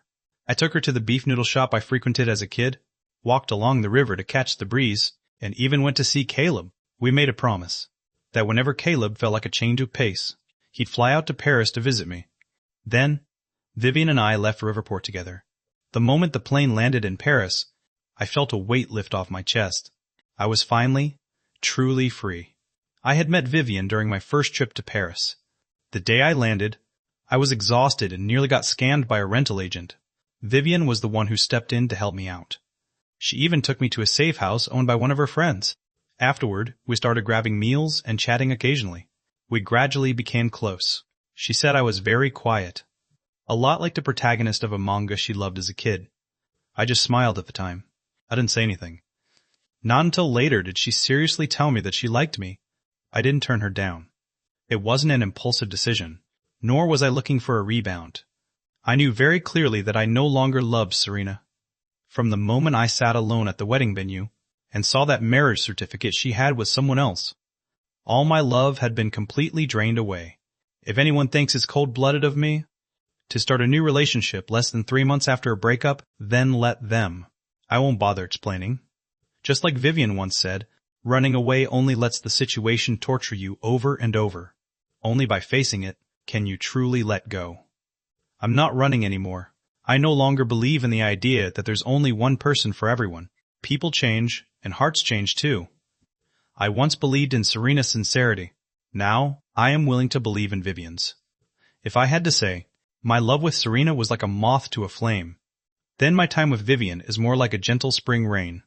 Quiet and warm, unobtrusive, yet it seeps deep into the heart. That's enough. After returning to Paris from Riverport, my life finally returned to a state of peace. There were no calls from Serena. None of those people who called themselves my friends but were actually on her side came to urge me to forgive her. My Instagram was no longer flooded with unread messages. Even my dreams were much clearer than before. I got up for work on time every day, ate meals with Vivian, and occasionally went for walks, watching the days pass simply and cleanly. This was the life I wanted. As for everything regarding Serena, I had long since closed that door. I wasn't looking back, but I knew that she wouldn't truly be willing to let go. Caleb later told me in private that after I left, Serena had been in a terrible state. She was numb, as if she had lost her soul.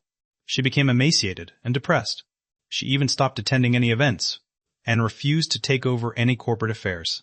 She turned herself into a soulless walking corpse. I heard that Mrs. Serena became quite irritable because of this. This woman, who used to be elegant, proper, and composed, was now like a completely different person. She cursed the world, cursed Julian for being ungrateful, cursed Ethan for being a spineless scumbag, but mostly she cursed Serena for being useless. And Mr. Serena was finally pushed to the brink of a breakdown. One day, Caleb sent me a voice recording. It was just a snippet, but I could already tell. It was the sound of Mr. Serena slamming the door open in the hospital room. Serena, look at yourself. Look what you've become. I heard his furious roar, followed by the dull thud of a heavy slap. I wasn't surprised. Mr. Serena was a man with an extreme need for control. He was exceptionally strict regarding family education and reputation. Serena's current state had likely crossed his line long ago. You think if you act like this, Julian will come back? You aren't even worthy of a single glance from him now. Do you have any idea how many people are laughing at us out there? Mr. Serena bellowed. Those shouts echoed through the room and pierced my eardrums through the audio. It was chillingly cold. Look at your mother. Look what she's been put through because of you. Have you forgotten how she used to be? She doesn't even wear makeup anymore. She doesn't even bother combing her hair. Everyone in Riverport knows the Serena family has been disgraced. I didn't play the rest of the recording. I couldn't bear to hear it, nor did I want to. I am no saint. I don't have enough sympathy to spare for the people who once hurt me. The suffering Serena was going through now wasn't even 1,000th of what I had experienced back then. I won't deny that when I heard she had gone gray overnight and had been slapped by her father, my heart felt a bit heavy. But that was just a human reaction. It wasn't because I was softening. It wasn't out of pity, and it certainly wasn't love. What truly chilled me was the fact that she had chosen all of this for herself. She chose it while she was fully aware. She weighed her options and decided to proceed anyway. She had chances to stop, but she didn't. The moment she betrayed me, she'd already gambled everything and lost. So she shouldn't hate me for being heartless, nor should she expect me to turn back. I am not the person in her story. Who would be a backup for her for a lifetime? Later, it was said that Serena cooperated with treatment. Once her health improved slightly, she returned to the company. That business mind of hers? I won't deny she was very capable. If she hadn't been so formidable, those people wouldn't have taken the chance while she was at her weakest to attack her en masse. After her return, she went on a warpath. She turned on those wealthy families who had made a move and bit back at them one by one. Several companies declared bankruptcy. They lost everything down to their shirts. In the end, those people had to bow down and apologize, paying her off just to get Serena to stop. I suppose Mr. and Mrs. Serena could finally hold their heads up again. I don't know if they had a moment where they thought Serena had moved on, but after she gave them hell for arranging blind dates, they probably realized that she had simply buried her grief deep in her heart. She ignored everyone. Except for work, she almost never socialized. After work, she would go home and lie on the bed where I used to sleep. She once said that if she betrayed me, she would die alone. It seems she still remembered. The Serena Corporation's business expanded overseas. Their first stop was Paris. When someone mentioned this to me, I didn't pay it much mind, until I accidentally walked into a newly opened Chinese restaurant. I ate a bowl of familiar noodles. The taste was exactly the same. I knew it was her. I didn't go into the kitchen to see her. I just lowered my head, finished the noodles, and left. Later, she must have seen me, because I never went back to that shop. She didn't come looking for me. I knew she must be nearby, but she never appeared. I walked near that area a few times. Occasionally, from a distance, I would see her crouching by the flower bed at the restaurant entrance, stiffly pruning the branches of pear trees. Yes, she had planted a row of sand pears, the variety I liked. She knew my throat got sore easily in the autumn, so she had a few picked and sent to my house. I had them returned to her exactly as they arrived. Later, when the staff returned, they said she had heard the news of my upcoming wedding.